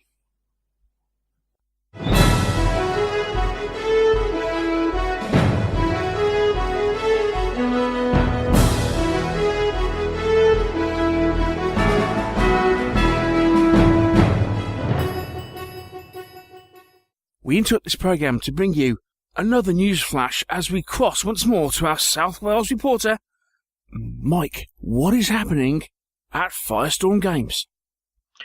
Hello, Neil. I'm speaking quietly because I'm currently in parts foreign. I have left my beloved Wales and journeyed east to the charming town of Swindon. Swindon? Why are you in Swindon, Mike? Well, there are two reasons, Neil. Firstly, the Anti-Luff is still running amok in Cardiff. He was last seen heading towards the Doctor Who exhibition. But I really wanted to try and get out and find some shelter, so I came to Swindon. Also, we could celebrate the opening of a brand new Firestorm Games here. A brand new Firestorm Games, you say? In Swindon? Tell me more. Well, it's like the other two shops in Cardiff and Newport. The Swindon shop is open 7 days a week and has late night gaming nights on Thursday and Friday. There are also 16 6x4 tables on site for gamers to use. Really? And what about the shop? Well, as you would expect, it stocks all the major brands. And not only that, it can also order stock from other stores if required. So if there's something that you fancy that's on display in the other stores, you can get it sent to Swindon and pick it up there. That sounds absolutely perfect, Mike. And what with the extra 5% discount that our listeners get using the offer code, I'm sure it's going to be a huge success. Tell me, do they still have wobbly shelves? I believe the shelves have been strengthened ever since the altercation of the Anti-Luff in Cardiff, and the usual security procedures have been stepped up. There is razor wire around the store, but I believe that's mainly for the Anti-Luff. Excellent. Wait. We interrupt this news flash for another news flash. News is reaching us of chaos in Cardiff. Oh, no. A large object has been seen escaping the waterfront and has been seen heading east at vast speed. Uh-oh. It appears to be heading towards the Severn Bridge. Uh-oh. Mike. Yeah? Mike. Neil, I can see a cloud of dust in the distance moving this way. Get out of there, Mike! Mike! Get out of there before it's too late! Neil, I'm very sorry, listener, but we appear to have lost contact once again with our South Wales reporter. We can only hope and pray that everything is okay. However, in the meantime, at least we can console ourselves that if you use the new offer code LOVEMeeple, LOVEMEEPLE, you will be able to get an extra 5% discount on all your goods ordered from Firestorm Games, whether that be from their Cardiff, Newport or new Swindon store. And remember, that offer is also available online at www.firestormgames.co.uk. Firestorm offer free worldwide shipping on orders over £40. Some exclusions may apply.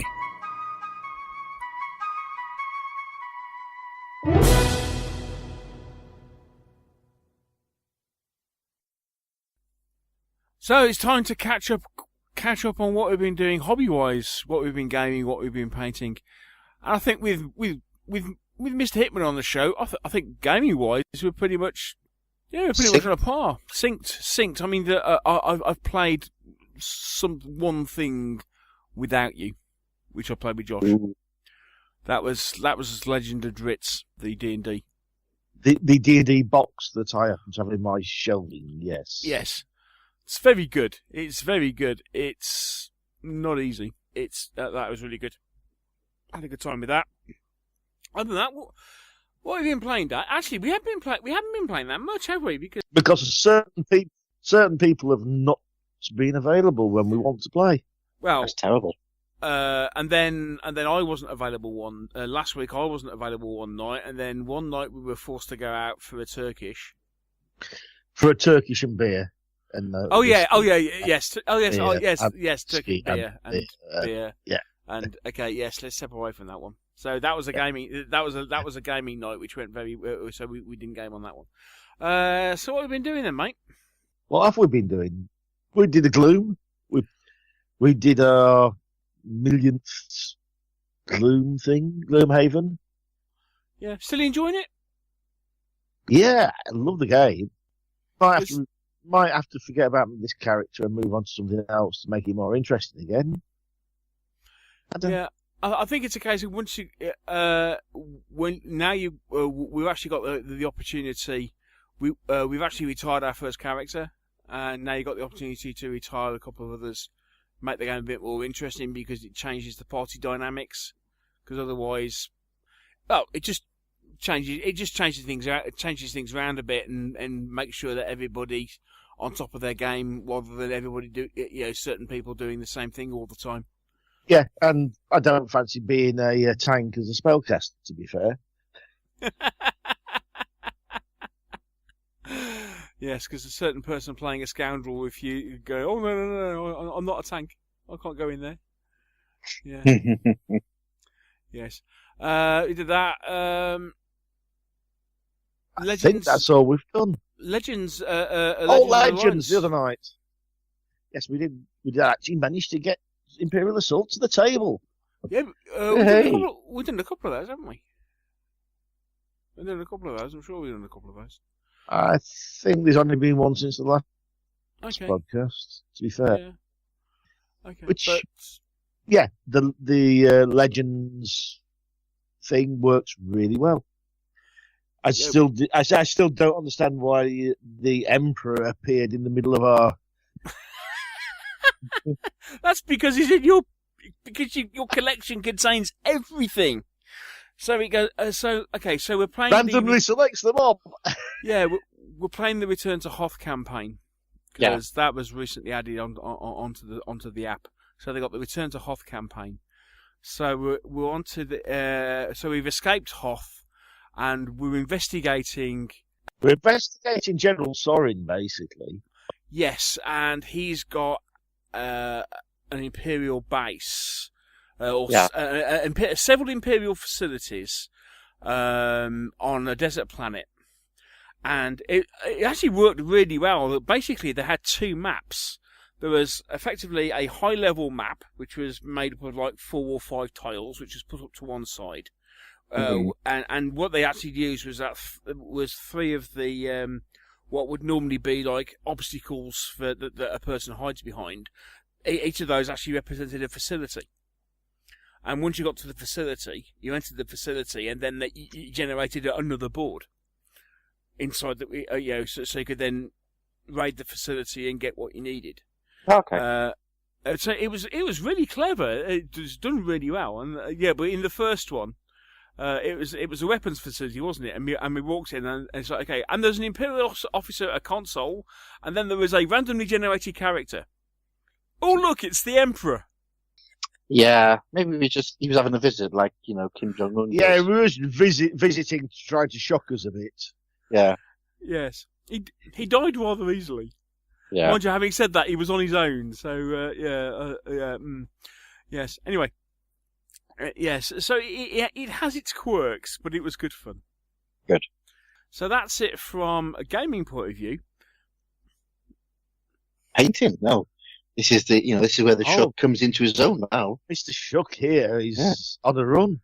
Yeah. Hang on a minute, Mr. Hickman. Oh, sorry. You've been painting. Oh, sorry. I finished my 22 Vikings. Hey, well done, mate. And based them. Cool. So, all done for the first 22.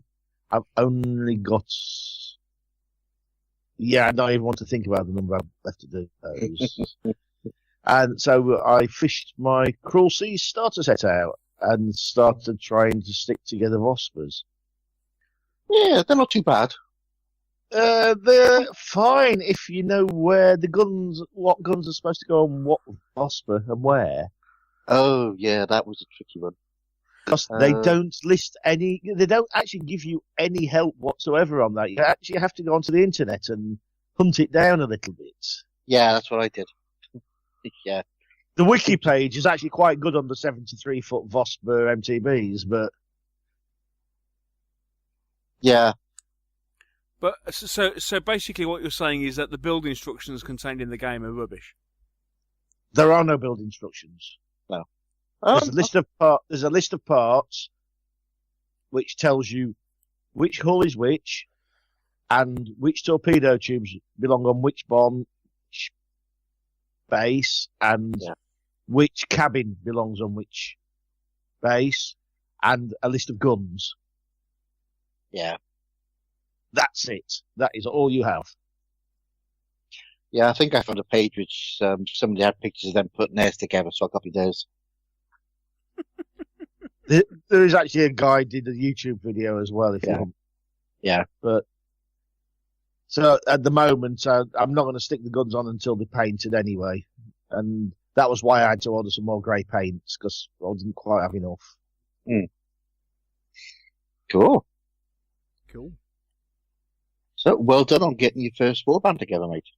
Yeah, I wouldn't call them a warband. A small group of Vikings. Yeah. I have, I've got more Romans painted probably, but oh, cool. And I have lots more Romans to paint because I did get sidetracked by that game very slightly. We'll have to play that again. We haven't played that for a while. I was going to say we're lacking in Roman hilarity. Indeed. Mm. Yes. What about you, Neil? Well, I think on the last show I said I've been painting Rangers. Yes. They all got finished and based off. And I did some villages. I finished with those villages as well. Been painting gnolls. I stalled a little bit. Basically, I got them all assembled, got them undercoated, base coated them all brown using the accredited Matt Slade ready brown wet brush method. Yes. I thought I'll give that a try because a lot of the clothing that gnolls wear is kind of brownish in colour. Mm. And then going down to how am I going to paint these? So I put them into 12s based on somebody else's painting method. And then having had a discussion on the on another podcast that you gate crashed, I then decided, I then decided to put that down to 6. And I have started painting my first 6 gnolls. Cool.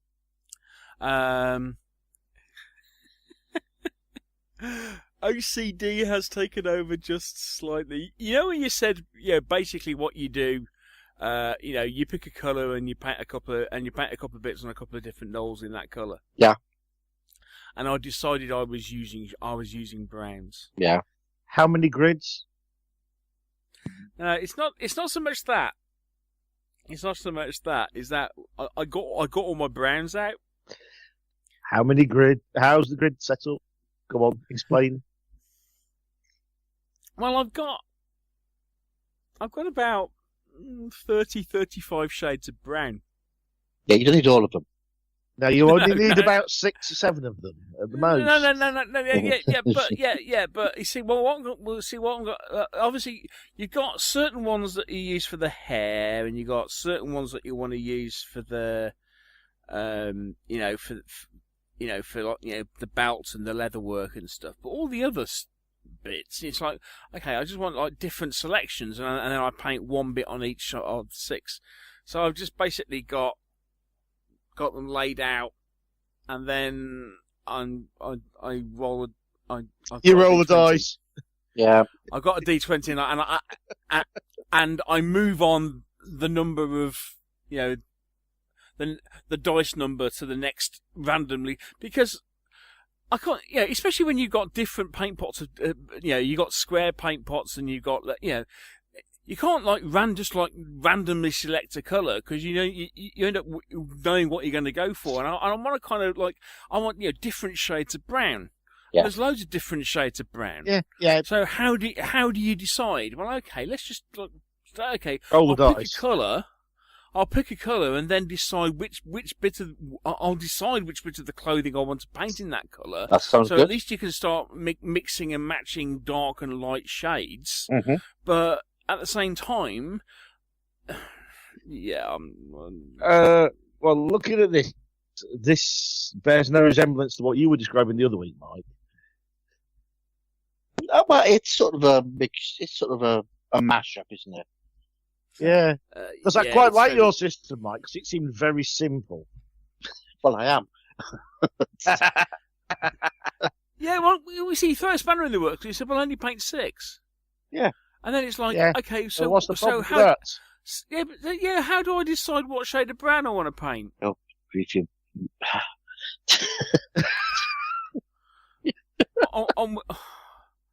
And I've got 30 shades of brown to choose from. How do I decide? Close your eyes, stick your hand in, and pull 6 out. Yeah. Yeah, but they're different. They're different.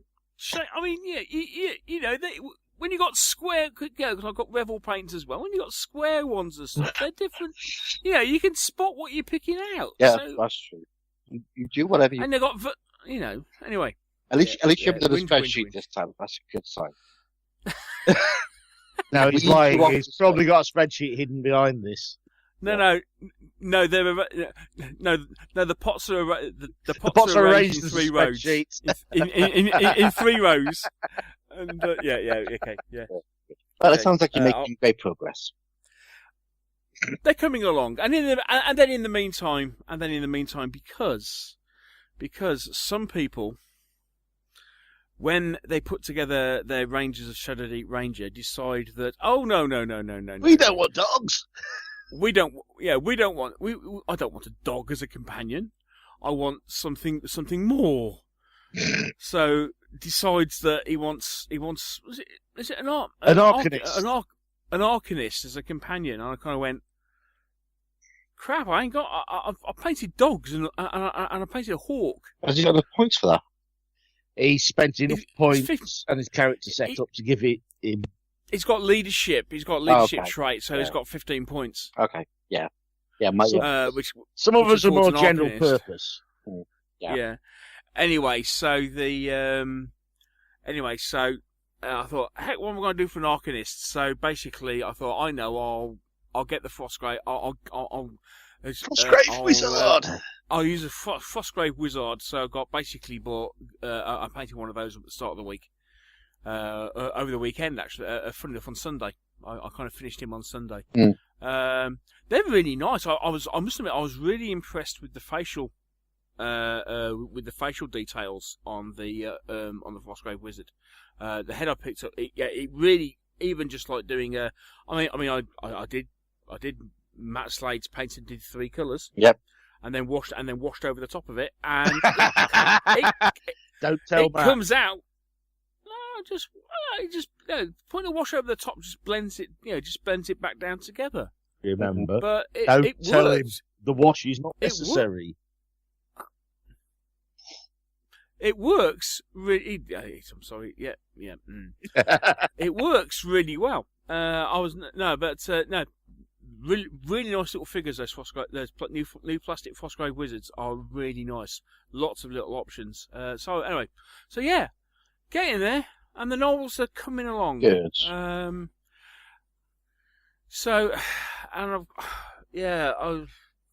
I'm thinking I've got to get them done by the end of the month because I've really got to think about what I haven't got done yet for Lardy Day because that's not too far away. No. Anyway, so yes, Knowles. How about you? Well, painting wise, as we mentioned on the last diary entry, so for all of you non-patrons at the $3 patron level, you've missed loads of stuff. So I finished my wargs. So I've done 68 wargs. Which wargs are these, Mike? Are these part of the mass army of wargs? It is now, mate. Yeah, you miss 68 wargs. Yeah.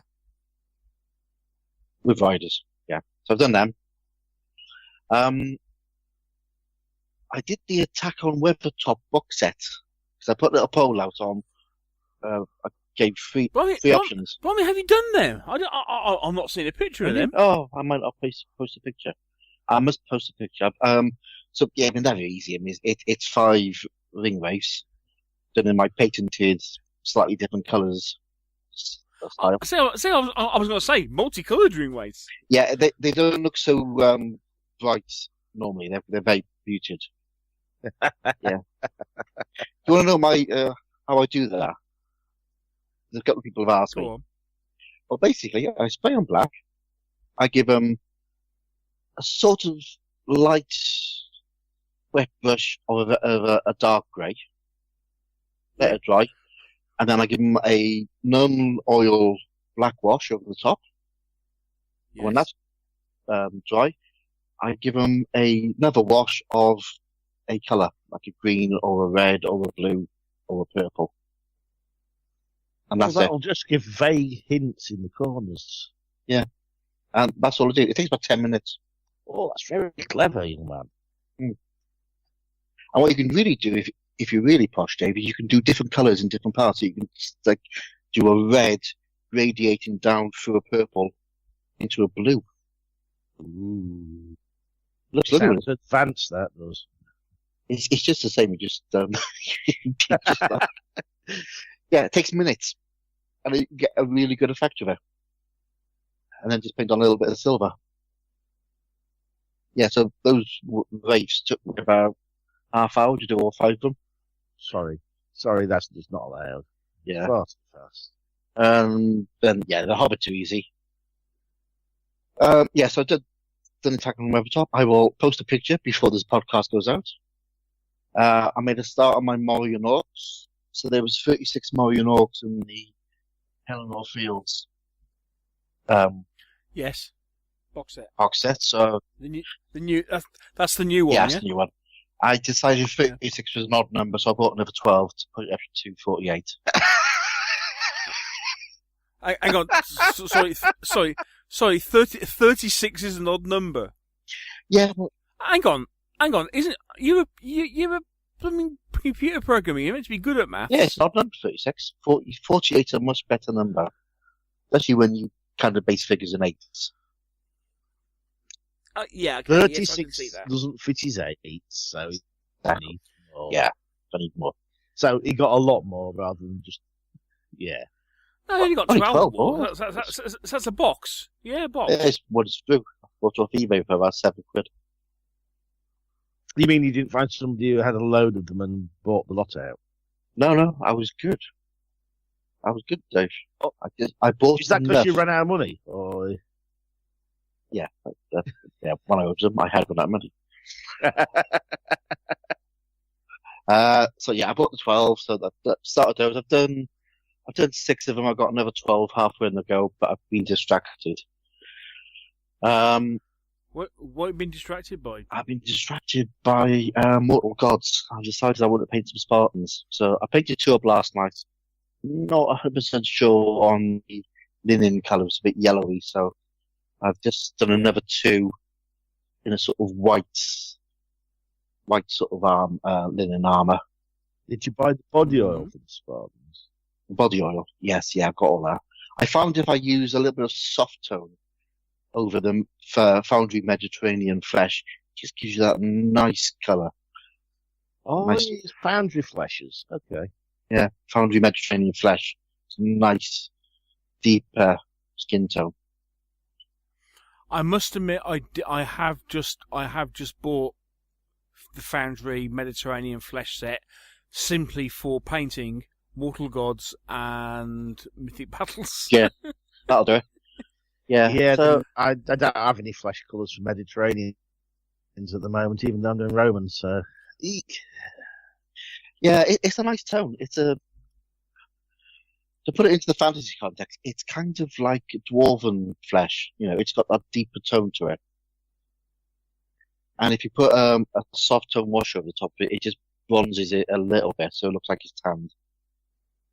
So, works for me, and it's quick.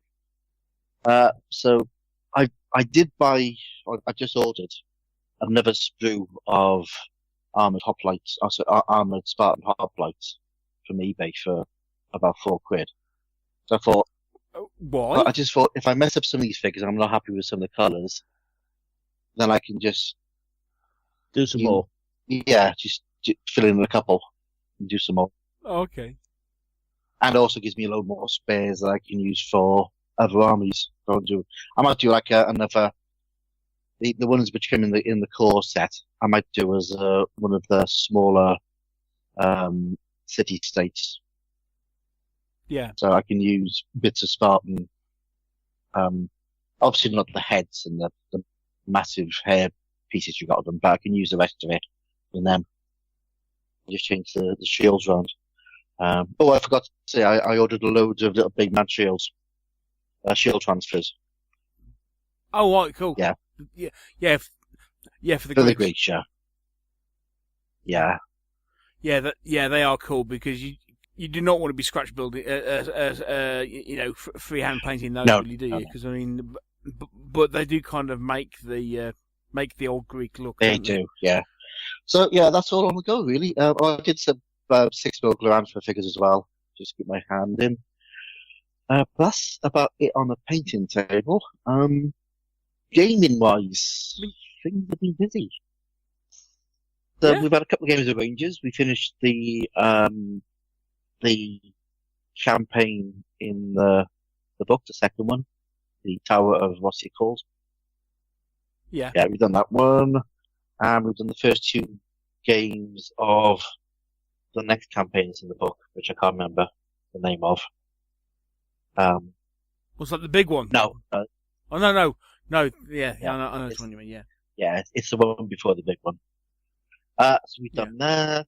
I went to the Gloranthan Games Day in Birmingham with Ralph. Hello, Ralph. Hello, Ralph. And so we went up there. We had a nice Chinese. We ate some sort of weird stuff. Again, which you can find out about if you listen to the Patreon diary entry. I'm going to stop you coming on that because all we need to do is plug our Patreon.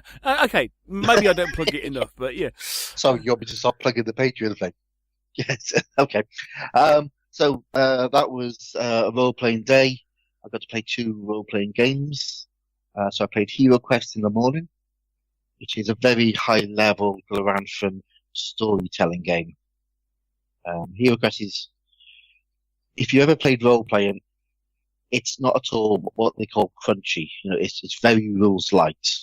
You sort of describe what you want to do, or what the party wants to do, and then you make some dice rolls to see whether it happened. So you're playing at a much higher level than standard Quest. Yeah. So yeah, which I love. It's a really evocative style of gaming. And then in the afternoon I played Gringle's Pawn Shop, which I'm sorry. Gringle's Pawn Shop. Now, for all of you RuneQuest aficionados out there, Gringle's Pawn Shop is the very first scenario that came with the second edition rules that Games Workshop released way back in the late 70s. And it's a classic scenario, and the guy had recreated it for the new version, with all the floor plans, and a load of the original figures as well. So it was... Okay, so just for my peace of mind, that's PAWN. Yes. Yeah? Oh, good. Yes. Simpler Okay, yeah. times, though. Simpler times. Yeah, Very Much more convenient, innocent. much more innocent times.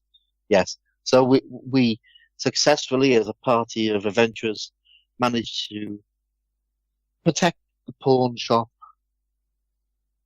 Sorry, pawn shop. The pawn shop from being attacked by a bunch of baboons and a few other creatures. It is the classic RuneQuest scenario. It's basically the equivalent of Rumble at Tin Inn. Yeah. Yeah, It is quite famous from its time. it is. Yeah, so I played that. And Sorry. have we lost you, Neil? Are you back with us yet, mate? You back there? No, it's just that picture of, when you say a pawn shop being raided by baboons. That can go so many different And ways. luckily, I didn't mention the centaur or the Pin Feather the duck, who was also there. Right, last weekend, met up with Ralph, Ty, and Steve. Hello, Steve. Hello, Steve. Hello, Ty. Oh, has Ty forgiven us yet? I'm sure, yeah, he's fine. Did you ask him? And Wayne Peters, who's a guy I've known for a little while. We played the first edition Warhammer 8 a while ago, and Wayne took us through a game of Call of Cthulhu, which was huge fun. What? 7th edition? He was playing 5th edition because he's got a very nice, but it's pretty okay. much the same game now, I'll be honest with you. They haven't changed. Oh, right. So basically, you were getting You're practicing practicing. before. You're cheating. You're cheating. Yes, I was cheating by playing a game of Cthulhu. Yes. Yeah, you're cheating before by playing a game of Cthulhu before we get together to play a game at the Yes. expo. I was. So that I think the only thing I've done really is I put together all that Black Plague storage stuff last weekend. Yes, very impressive, that is. Yeah. Have you opened the box yet, Dave? And I'm looking. I opened the box and marvelled at the storage and then closed the box again. Well, which you can't do because the storage keeps everything safe. Yes. Yes. It's very impressive. Mm. I've not had time to sort of... Yeah, it's in the list. So we go. That's about it, really. Else I've got going on really is I'm doing the virtual grog meet this weekend. The virtual. Yeah, Oh, well, it's the virtual now. Yes, as well as doing the the actual grog meet. They in April they run a virtual one, which is all using sort of Roll20 or Hangouts. So I'm playing a game of Barbarians of Luminera, which is the sort of Conan-esque style. Luminera, that's interesting. Yeah, it's we've had a quick run through the rules, and the rules are great. So look forward to that. It's Neil Benton's GM and Athos, and I'm also going to be playing a new game called King of Dungeons, which is there's a role playing podcast called The Smart Party, and one of the hosts on there, Baz, has written a new fantasy role playing game called King of Dungeons. So we're going to be doing a bit of play testing of that. Cool. So yeah, looking forward to it. Lots of stuff going on, and that's been Excellent. done. Excellent. So, okay. So, are you going to stand me up? Are you going to stand me up on a virtual cover as well as a real one? I did last night. Just as a minor point of interest, where were you eating out the other day? Just taking those photos of calzones. That was I think it's called Stonehouse Carvery, the chain of them. A carvery calzone. Carvery. Yeah. Was this? Was this because you were in mourning for the for losing the for losing the Donna? No, don't worry, they're back. They're back. Back and better than ever, Neil. Yeah. Watch your fingers the next time he's down. Oh, God, he wasn't happy, Dave. Did you actually try and take a small nibble? when I ordered a 16-inch Donna Calzone, right? Sorry, 16-inch Donna Calzone. Yeah, and chips. And I said, that's it. And Jesus, Neil, that's food for two people at least. yeah, and Neil looked at me and went, what are you having? I went, I'm going to have some of the calzone. He went, you're not. I said, damn well am. I've just paid for it.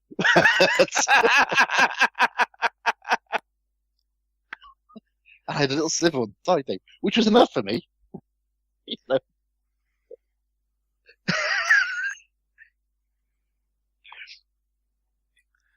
You should say so, Mr. Shuck. It's that time we went to wrap up the show, isn't it? Okay. Fine. We'll take a quick break, and when we come back, we'll be wrapping up this particular podcast. It was huge, Dave. It was huge. You know, it wasn't just like a 16-inch folded over.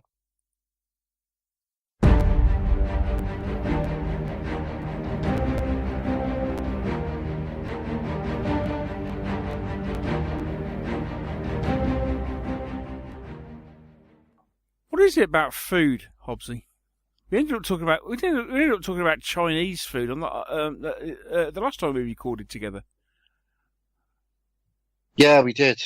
I don't know. No! This was Mr. Hickman's fault, wasn't it? Asking you about calzone. Right, yeah. Let's blame Dave. Yeah, I might have mentioned something. The fact that I didn't get a chance to try this humongous Donna Calzone. Well, you just have to come down to Wales, Dave, and try it Yeah, out. you'll have to invite me down there, mate. You have David. I'd like you to come to Wales and stay at my house, and we will feast on Donna Calzone. Oh, you can't resist that. I couldn't resist that. Cool. Well, I think at this point, since we appear to have run out of sensible things to say, it is time for us to say adieu. Thank you for listening. I hope you've enjoyed the show. Thank you, Mr. Hickman. Thank you for joining us. Thank you very much for inviting me, sir. Thank you for inspiring us all as the Anti-Luff. You've certainly reinvigorated me this year. Yes. I had noticed. I'm starting to worry. The last two shows, it's like, I don't know what's got into Neil. He's bought more than I have. It gives me hope. Mr. Hobbs, thank you once again. Thank you, Neil. As always, thank you for the invite. And once more, happy birthday to you. Happy birthday to you. Have a good one, mate. I will do. Many happy returns. And thank you for joining us. Thank you, everybody, for listening. And we will be back again very shortly. I'd love to be able to tell you what we're going to be talking about on the next show, but we haven't decided yet. So, a nice surprise for everybody, including us. It's our new laissez-faire attitude, isn't it? Either that or somebody hasn't done their job properly, one or the other. Yes. It's our new laissez-faire attitude. Indeed. Okay, so until next time, take care, guys. Happy gaming. We'll chat to you soon. Bye. Say bye, Dave. Bye. Say it like you mean it.